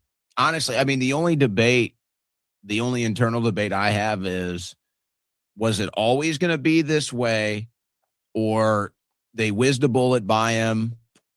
They teased him with the Epstein files, and now he's this way. That's the only the second option. I think we got to give him a little bit of credit. I don't think Trump's a mass murderer. I don't think he's a baby barbecuer either. He's probably done some messed up things, and he's probably being compromised by some people. But I think they just got him. I think they got him old, tired, and beat up by lawsuits. And now he took the deal. If they beat you down enough, you'll take the deal. If you've got an ounce of weakness in you, and most people do, you'll take the deal. It's very rare you get someone that won't take the deal. Yeah, especially if they whiz one by you, and you got grandkids and everything. Sure. if I'm getting wild outside, let's go outside the lines for a second. The wild conspiracy theory would be that, the shadow government, the secret societies, the bloodlines that know all the ancient history that they keep from us, they know there's about to be some form of a cataclysm, or maybe they're going to cause it, whatever that might be, mass power outages, another virus, this time actually deadly. Maybe they just let these people in on it now, and they said, okay, we're about to pull a monster deal here in a couple of years, but hey, play along with us, and we'll make sure you get to escape on the space pod, or we'll make sure you get into the bunkers, whatever it is. And so they cut the deal. Because, I look at somebody like a Bongino, who I think doesn't control his emotions well. And sometimes you it's like, if you're trying to figure out what's going on, if there's like everybody knows there's like, if there's a secret in a group, like there's one person that's weak, right? There's one person that'll have a tell. Yeah, weakest link. Yeah, or there's one person that you can kind of, drag it out of. If you look at the Bongino before and after, before he joined the Trump administration, after, that's a different person. Sure. I'm not saying it's like a clone or whatever. I'm saying like he looks like he's seen a damn ghost. He looks like he knows something devastating and he just can't do it. And now he's just on the air going through the emotions like it's a punch in, punch out situation. That's not the same guy. Yeah. Yeah. And it's not even like a personal blackmail type of expression. It's like he's seen the nether realm. It's like hey, we're going to take you down to the portal to hell real quick. Satan runs the country. You're going to meet him, Mr. Deputy Director. Something like that, because it's not even a normal reaction where he's like being overly defensive. He doesn't look to the side a lot. He doesn't look away. He doesn't really even look down. It's like dead on straight Manson lamps into the camera. And I was watching Dan Bongino when I was 10 years old on 2012 InfoWars. Okay. He's been around forever. Dan Bongino used to host the Fourth Hour when I sat in there with Zimmerman and all the boys. I would watch him up there. It's like you say, it's not the same guy. So that would be my wild conspiracy theory, that the reason, Trump is basically looting everything and betraying the people to such a degree is that, well, he's just trying to save his family. He's just trying to make sure that his family survives whatever is going to come. And so he cut a deal. Again, that's the outside of the line stuff. Are you going to continue going live? I think I'm going to sign off here, Rex. If you're going to continue to go live, I'll direct people to your channel, but feel free to do that anyway right now. No, dude, I appreciate it. If you guys want to find me, if you want to see more of me on X, you could go to Rex Jones News on X. I'm so tired, I'm forgetting my profile. I'm going to sign off with you as well, Owen. But I've got a show called Gray Area Talks. I got a YouTube, got a Rumble by the same name. If you want to go find me, it's all linked in my profile. All right, guys. So here we are. Me and Owen, old co-workers. I don't know. I guess that would be if you technical term to describe us. Old co-workers, good friends. You're a great guy, man. Thank you for having me on. I wish we didn't have to do the stream. I wish none of this had happened. We're just here. It was obvious. We knew it was going here. We did have to do the stream. Someone has to fill this void. Somebody had to come on here tonight and fill the void and tell the truth about what's. We knew. I mean, how many times they got to telegraph it? We showed you what they were doing down in Venezuela. They're like, we're not going in. We're going in. We're not going in. We're going in. And it's like random weekend. Oh, we went in.